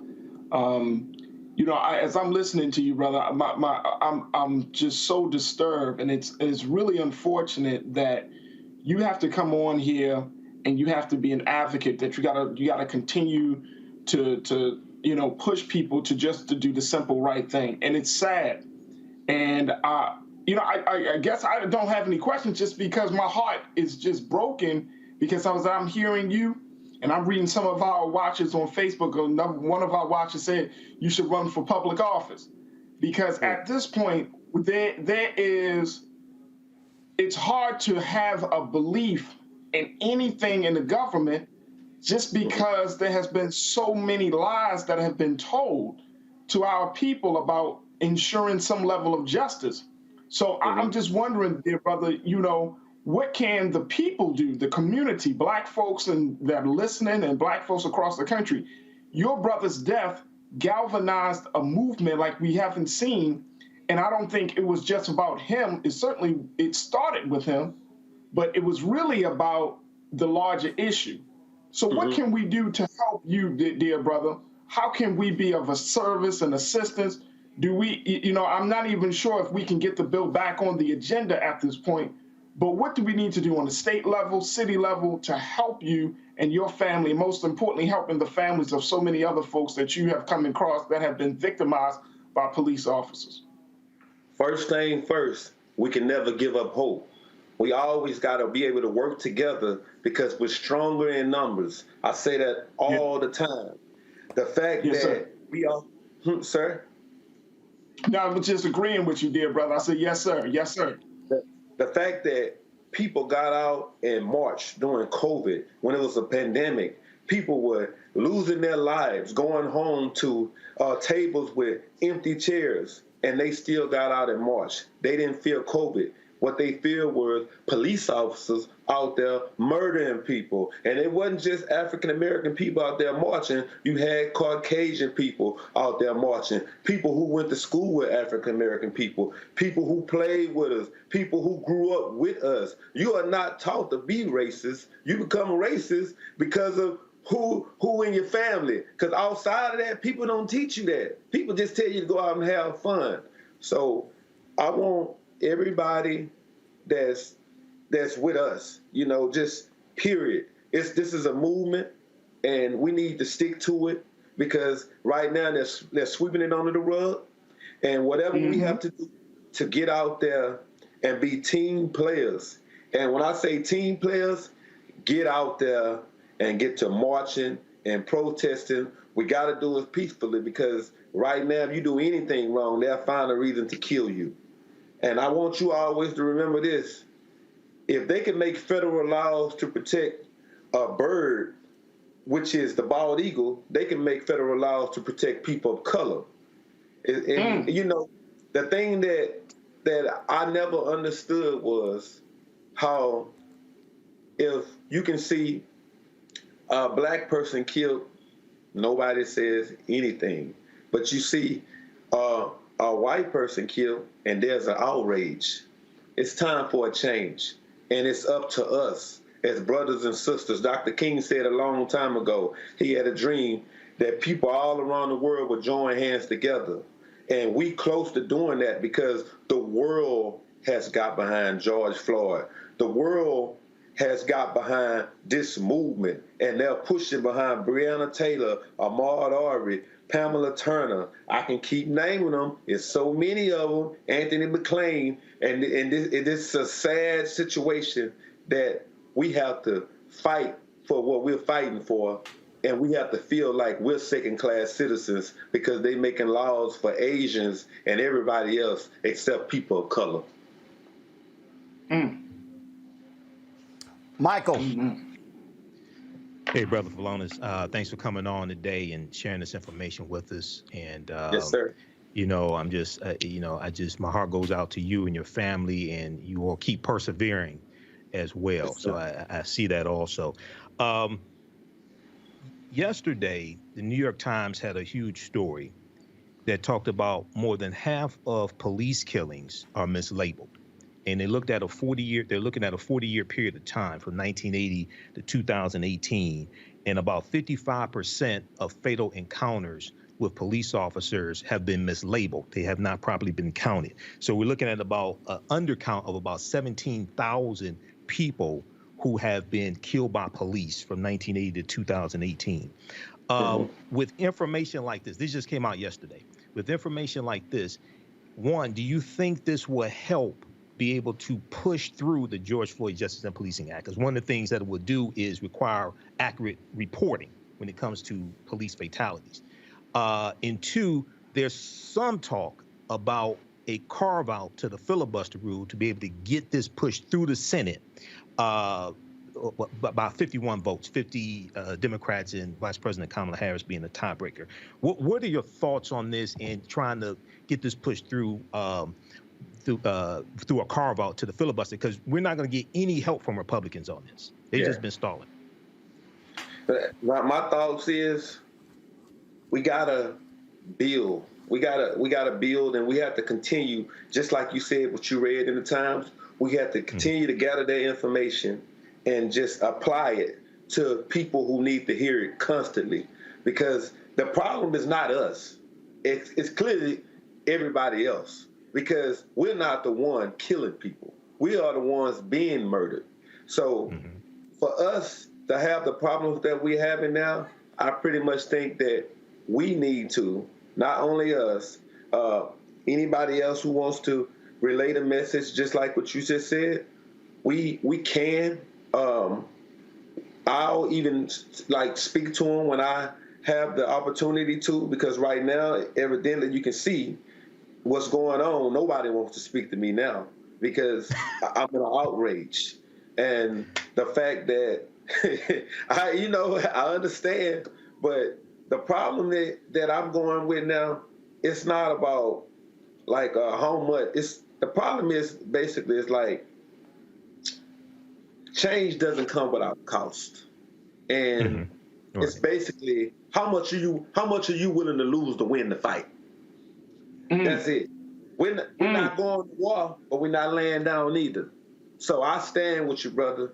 And all the information that you're telling me, I'm gonna use it, and I'm gonna make sure they understand that these are facts. This is not fiction. Facts. Right. You can't take away facts, just like you couldn't take away that video of our brother. Thank you.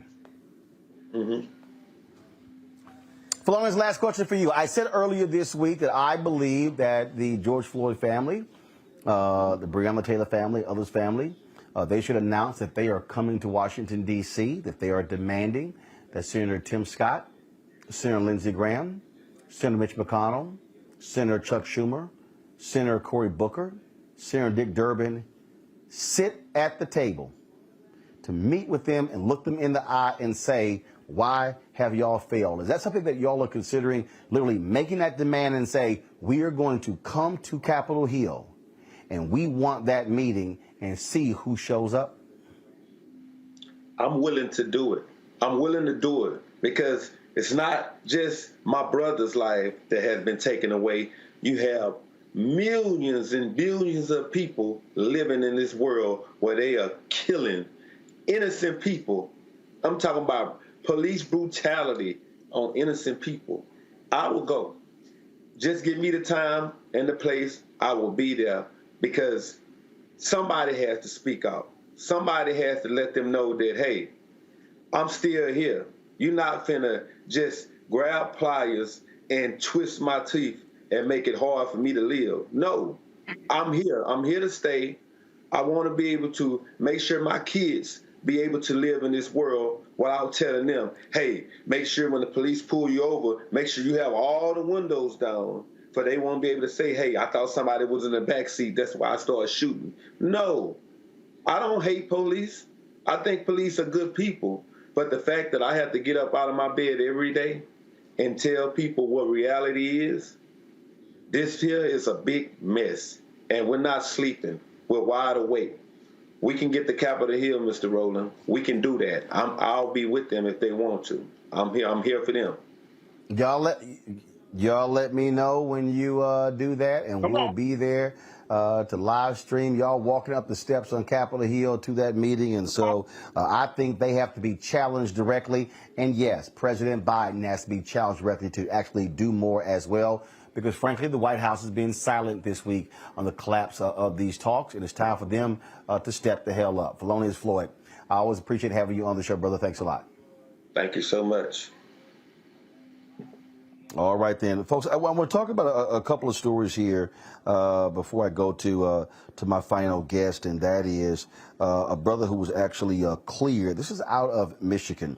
Murder charges dismissed against a man who spent 15 years in prison for the fire-related deaths of 5 children in Detroit. 50-year-old Jawan Deering walked out of court as a free man. Oakland County prosecutor Karen McDonald took a fresh look at Deering's case and found several issues with it.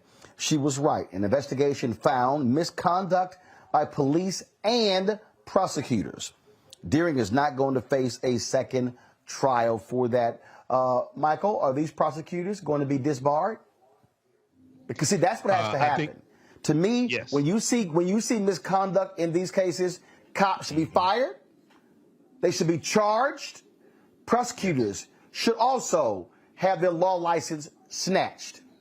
You know, I agree with that, Roland, and this is why it's so important for these local elections as well, who the prosecutors are also, because there are a lot of cases that need to have a second look. A second look needs to be taken, and the prosecutors have the power to do that. So, over the past, one of the things that's happened because of the Black Lives Matter movement is people have started realizing the power that local prosecutors have. And they started voting for local prosecutors and realizing a lot of these people, we need to vote out of office and vote better prosecutors in the office who will prosecute officers, but will also take second looks at cases like this as well. So, yeah, definitely. They need to lose their law license. They need to go after the police officers who lied, et cetera. Faraji. Yeah, I would agree with you on that, and with Michael on that as well. I mean, the fact is that when you got prosecutors that put a man behind bars and do all of those things, what I found in these type of cases, Brother Roland and Brother Michael, is that there really isn't no strong criteria against prosecutors. I mean, we often talk about defense attorneys who do those, corruptive behavior, but when it comes to prosecutors, what is the consequence when a prosecutor wrongfully convicts an individual? And since there isn't any sort of punishment, then they're going to continue to see it, especially when you're talking about cases that relate to the welfare and well-being of Black men and women in this country. So, and for a prosecutor, it's like, oh, we just lost the case. But for the person that's wrongly convicted and locked up, they lost years. It's not just one thing. They lost years. They lost time away from their family. In some cases, they lose a sense of reality and sanity. So there needs to be something that, especially if the prosecutor has a pattern of locking people up based on, without real evidence or being wrongfully convicted people. All right, folks, got to go to a real quick break. When we come back, we'll talk about a charter school that is all about helping those in need. Next, in our Education Matters segment, I'm Roland Martin Unfiltered, streaming on the Black Star Network. I believe that people our age have lost the ability to focus the discipline on the art of organizing. The challenges, there's so many of them and they're complex, and we need to be moving to address them. But I'm able to say, watch out, Tiffany. I know this road. That is so freaking dope.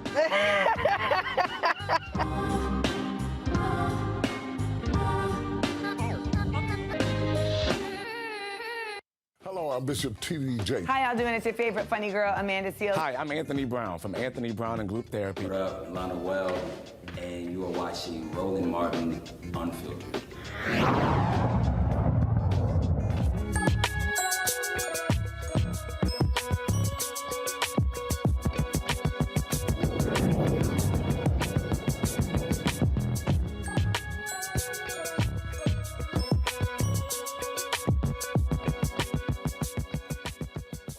Folks, Doris L. Morrow Academy is a private school satellite program that offers tutoring, summer camp, and activities for students in person and virtually. They're based in Baldwin Hills, California.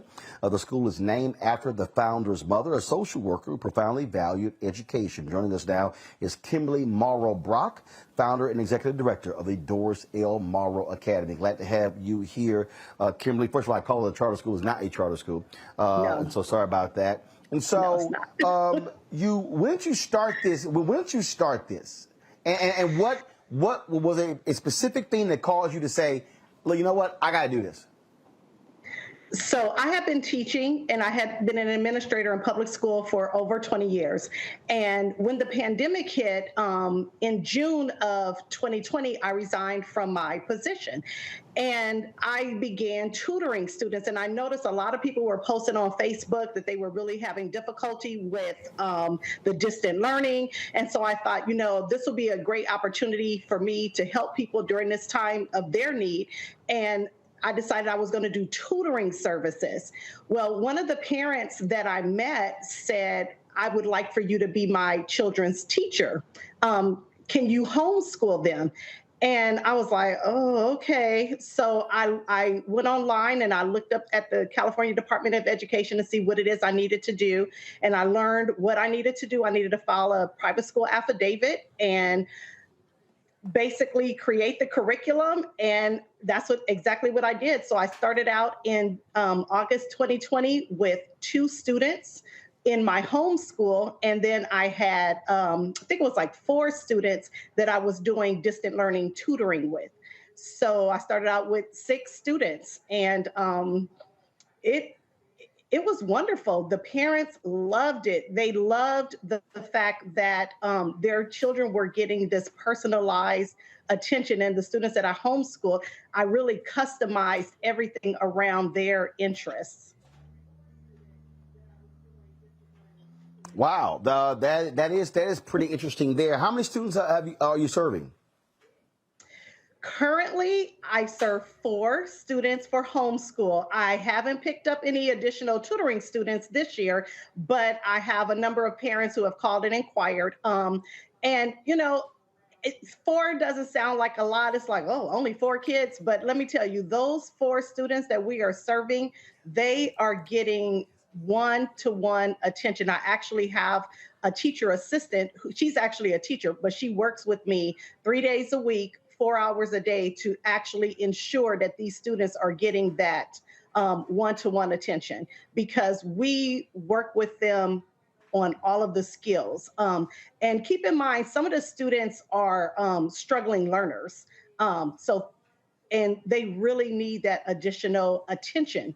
And some of our students actually have some diagnosed learning disabilities. And so we make sure that we are giving them the attention that they deserve. So, okay, so before I go to Faraji and Michael with a question, so how do you scale it? Obviously, you said 4 students. So how do you make this larger? How do you bigger? How many? What do you want to grow this to? Do you want to hire other people? Do you want to have other teachers? And so, how are you going to grow this academy? Yes. And it's private. So, are the parents also paying for this? And what do the services cost? Oh, yes. So that is the goal. The goal is to grow the program. My goal would be to have at least 10 to 12 students that my site is serving. Because it's a PSP, which is a private school satellite program, my ultimate goal is to have different sites for this. So other educators who are committed to customizing education and to being given that personalized attention, I would like for them to then take on their site, but utilizing the program that I've created with the students. So I don't want to have 20 to 30 kids showing up at my home, because this is done at my home. It's a homeschool program. So we do it in my home. And the goal would be for me to hire at least 2 to 3 more additional staff members. And yes, No, the no. parents First of all, you say the student. First of all, you say the students show up in your home, but you also do them virtually. And so if you we do virtual as well. and again, yes.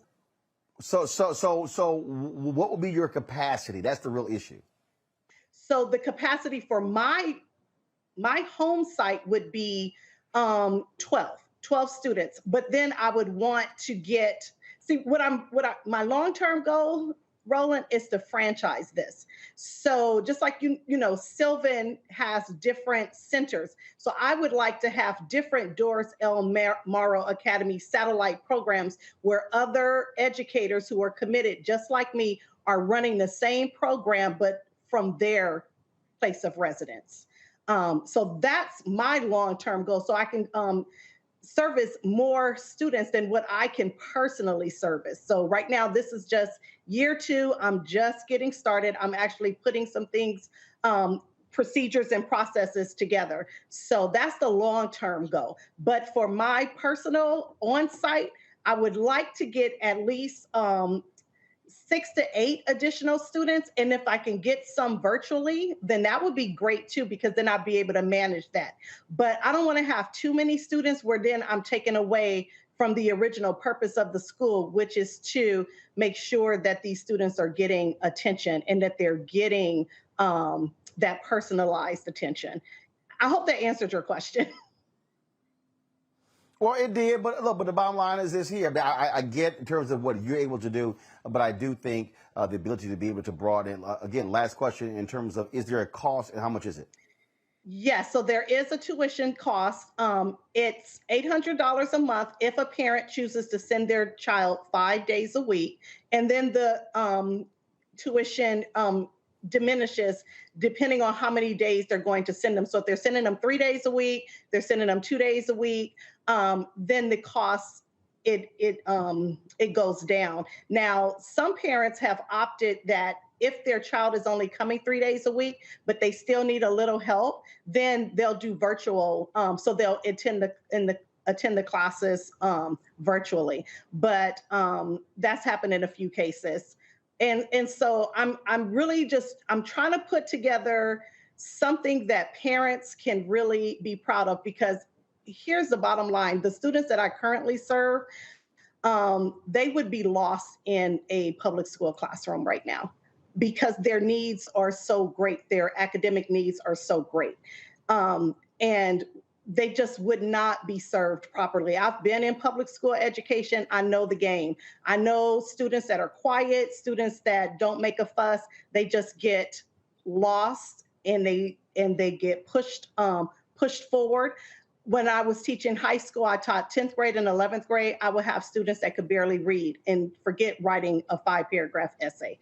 And my thing was always, how did you get past elementary and middle school? How are you in my classroom and you're unable to do these basic skills? So that's why I'm doing what I'm doing. And if I'm having to impact right now 10 to 12 students, and hopefully as we grow, I'll be able to impact even more students.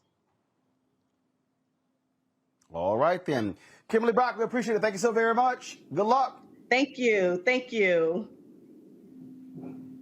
You know, Faraji, what we're seeing here, and I think this is why this is important, which is also why we have this show and why we have this segment, why we have the marketplace segment featuring Black business owners, and why we have Tech Talk featuring Black folks in technology, is African Americans who take this example. Here's a woman who taught for 20 years, sees a gap, sees an opportunity. You create a business to serve a particular need.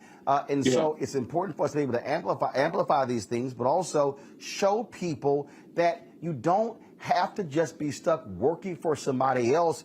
You could create something to serve your people and actually get paid doing it. Yeah, no doubt. And you know what, Brother Roland, I really hope that people can see the value in the bigness of what Sister Kimberly is doing, because everything starts small. You know that, I know that, Brother Michael know that. Everything starts small. And so when you go to the website, it's a very well professional looking website. I mean, you got to hit all of the metrics of making sure that you bring people in. But I hope people understand that we're really in a space right now in this country where we are going to have a different conversation about the education of Black children in particular, because we're seeing it. I mean, you can go into the conversation around critical race theory. You can even go into the conversation around, healthcare and what's happening with the COVID vaccinations and children and all of these things. But there has to be some legitimate alternatives to what we're seeing in the public school system, especially when we're seeing that the public school system is not sufficient. It doesn't speak to us culturally. It's not empowering our Black students, our Black children to think differently and to think to take their education more seriously. When you're dealing with a dropout rate as high as we're facing in the Black community, you got to figure out some different alternatives. So, like what Sister Kimberly is doing, and my big question would be is, what type of support are you getting, Sister Kimberly? Are you connecting with other, smaller, tutoring services and school initiatives like this in other places to create a network to help give our people a picture of what independent education for our people really looks like? And I mean, just education in general is under attack in this country. And if you're talking about changing the condition of a people, you got to start with what is being taught to the babies. And if you're not talking, and you know this like I know this, brothers, when you're talking about any great leader, the great leader always advocate for economics and education. They always talked about, from our great leaders, from Marcus Garvey to Elijah Muhammad, they always talking about there needs to be an emphasis on establishing institutions that's going to raise the generation of new thinkers to break out of the old way and to break out of the old relationship between slave and slave master in the educational system. Final comment, Michael. Yeah, Roland, it's very, I think it's a good thing that the sister's doing. Was that Doris or Kimberly? I just want to give it Kimberly Morrow Brock is her name. Okay. Kimberly Morrow Brock. Okay, Doris L. Morrow Academy. No, the school is named after her mother, Doris L. Morrow Academy. Right, because I'm on their website right now. A lot of African-American parents have been choosing homeschooling even before COVID. They've been shifting over homeschooling. And one of the reasons why is because they want their children to learn African-American history and African history, okay? And a lot of the history that's being taught in these schools and some of the lessons have been damaging to our children. And on their website, she has a quote from Dr. Carter G. Woodson, the creator of Black History Month. So I think this is a good thing that she's doing. I would encourage her to connect with, if she hasn't, some Black homeschooling networks. Usually I speak at a conference in Atlanta, third weekend in Atlanta, of Black homeschoolers. But that can help her a lot and help her expand as well. But yeah, this is a good thing, and we need more of this also. Absolutely. All right.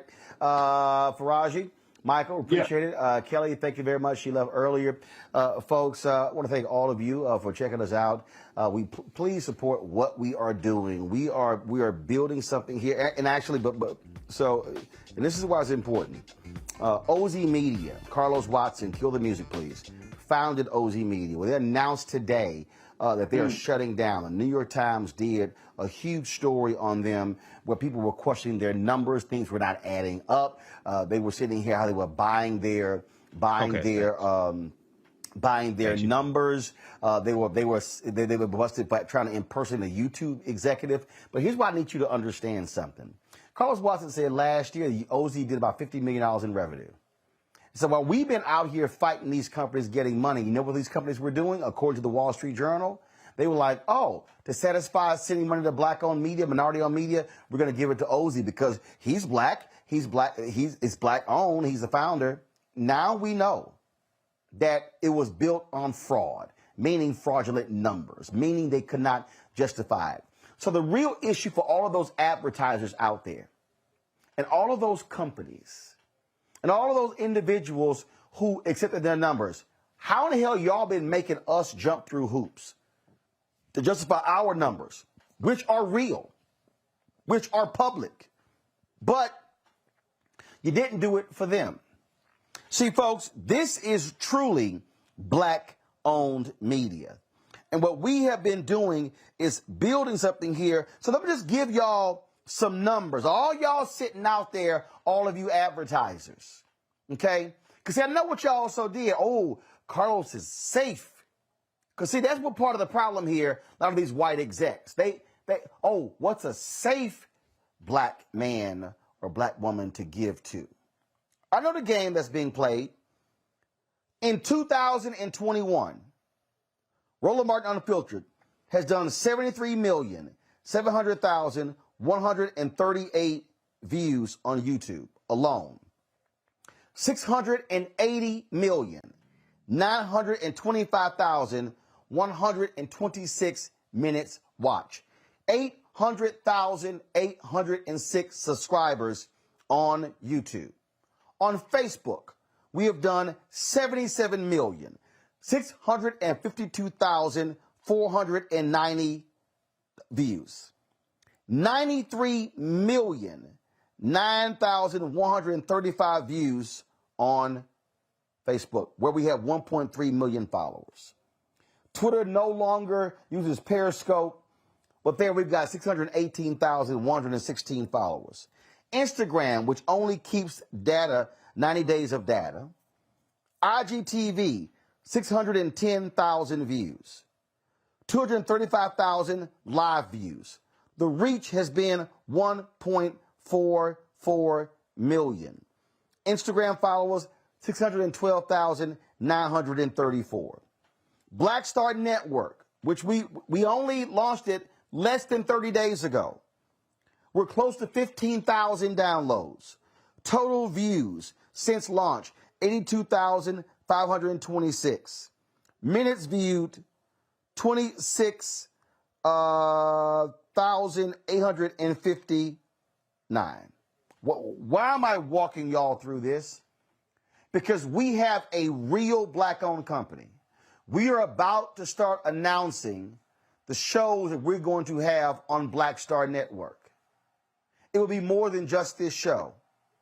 Do y'all understand what we could do if Roland Martin Unfiltered and Black Star Network got the 50 million Ozy did?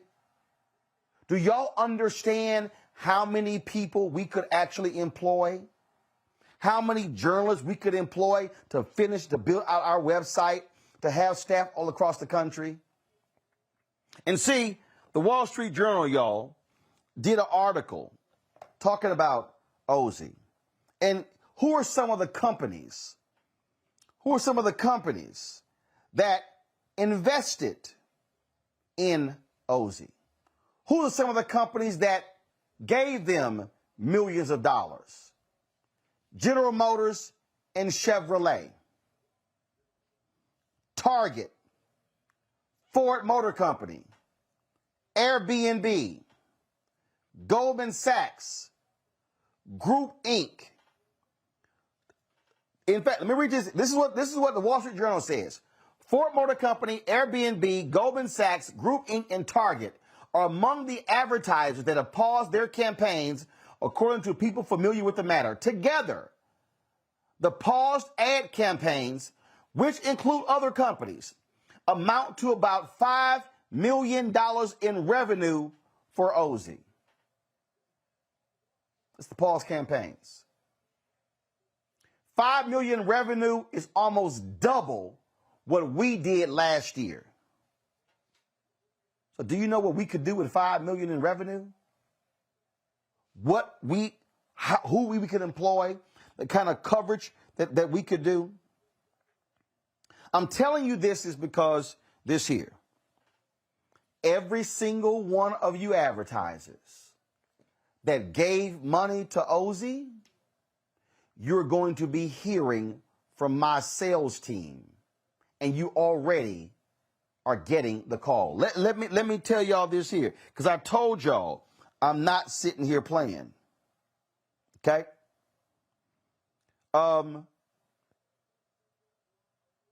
General Motors paid Ozy to do a show called Real Talk, Real Change.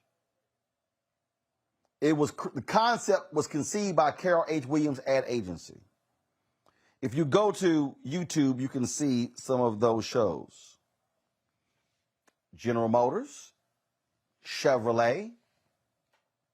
You want to do a show called Real Talk, Real Change? Black Star Network, Roland Martin Unfiltered. We have the assets to produce it. We have the assets to distribute it. I'm about to send an email right now to Deborah Wall, who is the Chief Marketing Officer for General Motors. I'm about to send an email right now to Heather Stewart, who is the executive with Carrot, their advertising agency, for us to do it. Our numbers are real. Our focus is real. And see, when we are able to get additional advertising, well, hell, I can do the exact same thing that Carlos Watson did. I can have billboards. I can have commercials. I can have Black Star Network plastered all over the place. And then more people can see us. And then our numbers can get bigger. And we can actually grow.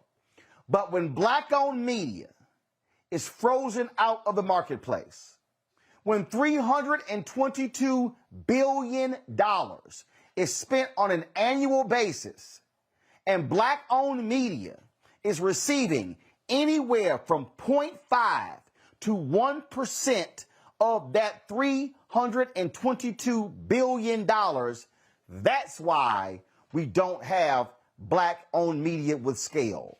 That's why we don't have the ability to have multiple reporters and staff everywhere. That's why we can't, and I would love to be able to say my panelists are contributors to Black Star Network, which means I'm paying them, but we actually can't afford that. It is because this system, what they do is they go, oh, he's safe, she's safe. And let me go ahead and say this since we're talking about it. My salespeople, you know what happens when they're on calls? Someone will say, well, you know, Roland is controversial. And do you know who typically is the person saying it? Somebody black. Not the white folks on the call. Typically, it's the black person saying, ooh, he's controversial. Do y'all know that Fox News does more than $1.5 billion in profit a year? Is Sean Hannity controversial? Tucker Carlson? Laura Ingraham? Stuart Varney? Shall I go on? See, it's amazing how we're controversial, but they're provocative. Oh, brands. Brands. In fact, let me do this here. Anna, bring me my laptop. See, since we're here, because I really want y'all to understand this. I wasn't planning to do this. But Zena or Anna, I need my laptop, please. Just the other day, I recorded Fox News shows. Okay, y'all, I'm about to do something like we do, like when you with your family. Anna, Zena, right, Daddy, right there, in my backpack. Give my laptop right there. My backpack in my laptop. Bring it here. I recorded a whole day of Fox News primetime schedule. I'm going to read for y'all some of the advertisers that were on Fox News. This was between, and I didn't write all of them down. On Laura Ingram's show, Nutrisystem, Nordic Track, Sandals Resort, Honeywell, and Greg Gutfeld's show, Liberty Mutual, Advil, John Deere, University of Phoenix, Nordic Track, Nutrisystem, USAA, Planters, Samuel Adams, Weight Watchers, Flu Zone Drug, Citibank, T-Mobile, Grand Wagoner, Sandals, Shannon Bream's show, NyQuil, University of Phoenix, Golden Corral, Walmart. Now, if every single one of those brands ran ads on Fox News, then you cannot tell me you cannot support Roland Martin Unfiltered and the Black Star Network. To every single one of those companies and those ad agencies that were showering money on Ozy Media that is now shut down. And let me be clear with y'all. You don't shut down because the New York Times wrote a story 5 days ago. You shut down in 5 days because you know you cannot back up the assertions that you were making about the size of your audience and how many people were watching. Ozy was out here signing up contracts, saying they had videos on YouTube that had 1 million viewers. And if y'all go look it up, you'll see. You click Ozy, you click them, and you go to their channel, and you'll see, okay, there's Carlos Watson show.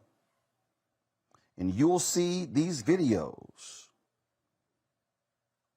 I'm just going to read y'all the top 5 videos. 68,000 views, 39,000 views, 51,000 views, 100,000 views, 196 views, 68 views, 66 views, 97,000 views. But hold up. The video with 97,000 views, y'all, it literally only had 475 thumbs up. Can I unpack something for y'all? Ozy Media only had 3,850 YouTube subscribers. Did y'all hear what I just said? 3,850 YouTube subscribers. Their YouTube channel started in May of 2014. The total YouTube channel did 835,659 views. Total. Now, Carlos Watson had his own channel, and they had 95,500 subscribers. That's interesting. We have 800,000. So here's a perfect example. They had this interview on here with Kerry Champion and Jamel Hill. It did 278,000 views, but it only had 22 comments. Really? 22? 22 comments? Okay. Carlos Watson had an interview with her, the singer. It had 1 million views 4 months ago, but it only has 68 comments.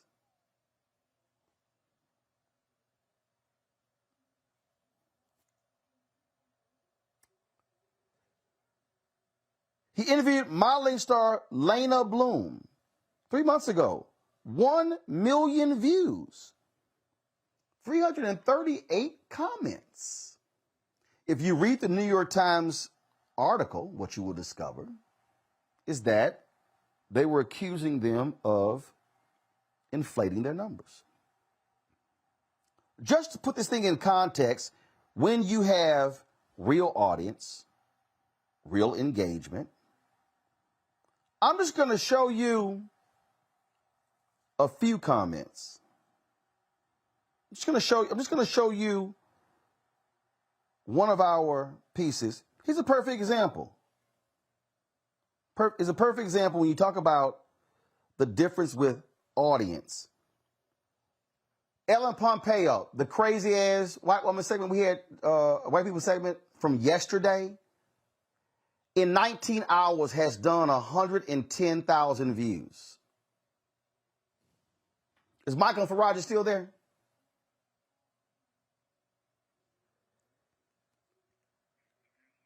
In 19 hours, our Ellen Pompeo segment has done 110,000 views on our YouTube channel. There are 1,000 comments. They interviewed her, had 1 million views, and didn't even hit 100 comments. To the advertising community, this is a platform that truly speaks to and reaches Black America. Y'all should be signing multi-year partnerships and agreements with us. Control room, I need you to pull up a story, Group M and Ozy partner. Because this is important. This is my last point. Group M is one of the major advertising agencies in America.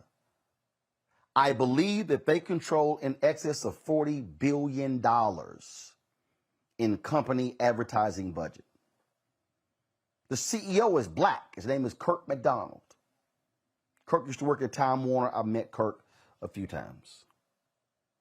In March, I believe, March or April, let me know when y'all pull the article up, please, and show it. Group M announced that they were doing a 2-year deal with Ozy as a part of their responsible spending initiative.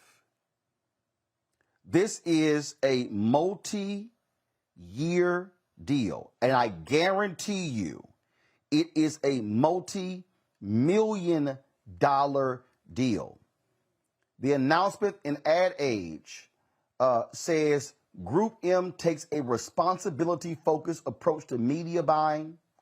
The media agency strikes a 2-year deal with Ozy to further its DE&I efforts. According to this deal, Ozy, this is what it says. They struck a 2-year deal with Ozy, a multi-platform media and entertainment company that boasts a connection with a diverse audience of 75 million people, most of whom are millennial or Gen Z. We now know that is a lie. And this is what Kirk McDonald said. Inside of Group M, there's been a conscious awareness that as the media industry is evolving, you can't do investment like we had in the past, leveraging our scale and buying power. There needs to be more substance. The Ozy partnership falls into Group M's responsible investment buying framework, which focuses on brand safety, data ethics, diversity, equity, inclusion, responsible journalism, and sustainability. The goal, according to McDonald, is to make advertising work better for people and maximize media dollars through socially conscious buying to fund positive change. We agree. And it said McDonald points to Ozy as the type of media company Group M will be looking to partner with more deeply moving forward. Those that support and expose fresh perspectives and audiences. What that means is Group M plan to spend more millions with Ozy. Well, as of today, Ozy is out of business. And so as a result, I am directing my sales team, and I can text it myself, I'm directing my sales team to communicate this weekend directly with Kirk McDonald the CEO of Group M and to say the 2-year deal that you signed with Ozy, you should do that deal with Black Star Network and Roland Martin Unfiltered. The only way we are going to change this industry is when we leverage our power. And that means when I post something like this on Instagram and Twitter and Facebook, I need you to like and share it. The advertisers, these companies, these agencies need to see you commenting as much about the lack of us getting dollars as you do about a Real Housewives show. Because when we are commenting on Ellen Pompeo and Denzel, and yes, it was a very interesting story, that gets no money to us. That does not allow us to hire staff. But when we make it clear to these companies and these ad agencies that we mean business with our audience, then we're able to build and grow. And when Black Star Network and Roland Martin Unfiltered and the parent company New Vision Media, when we were able to grow and hire staff and pay them more and employ more people, we are building Black America. We are actually allowing people to buy homes, to send their kids to college. That's how you talk about creating wealth. It is not through being an employee. It is about ownership. So, Ozy Media is gone. Carlos Watson, his reputation is in tatters. We're still here. And we're not going away because we are building something here that is real, that is substantive, that is Black owned, that is socially conscious, that cares for our community. The question is, are you actually going to support it? Folks, we always end the show on Fridays with our remember the Bring the Funk fan club. I'm going to roll that right now. I'll see you guys on Monday from Los Angeles, from the George Lopez Golf Tournament in LA, Los Angeles, California. See you then. How?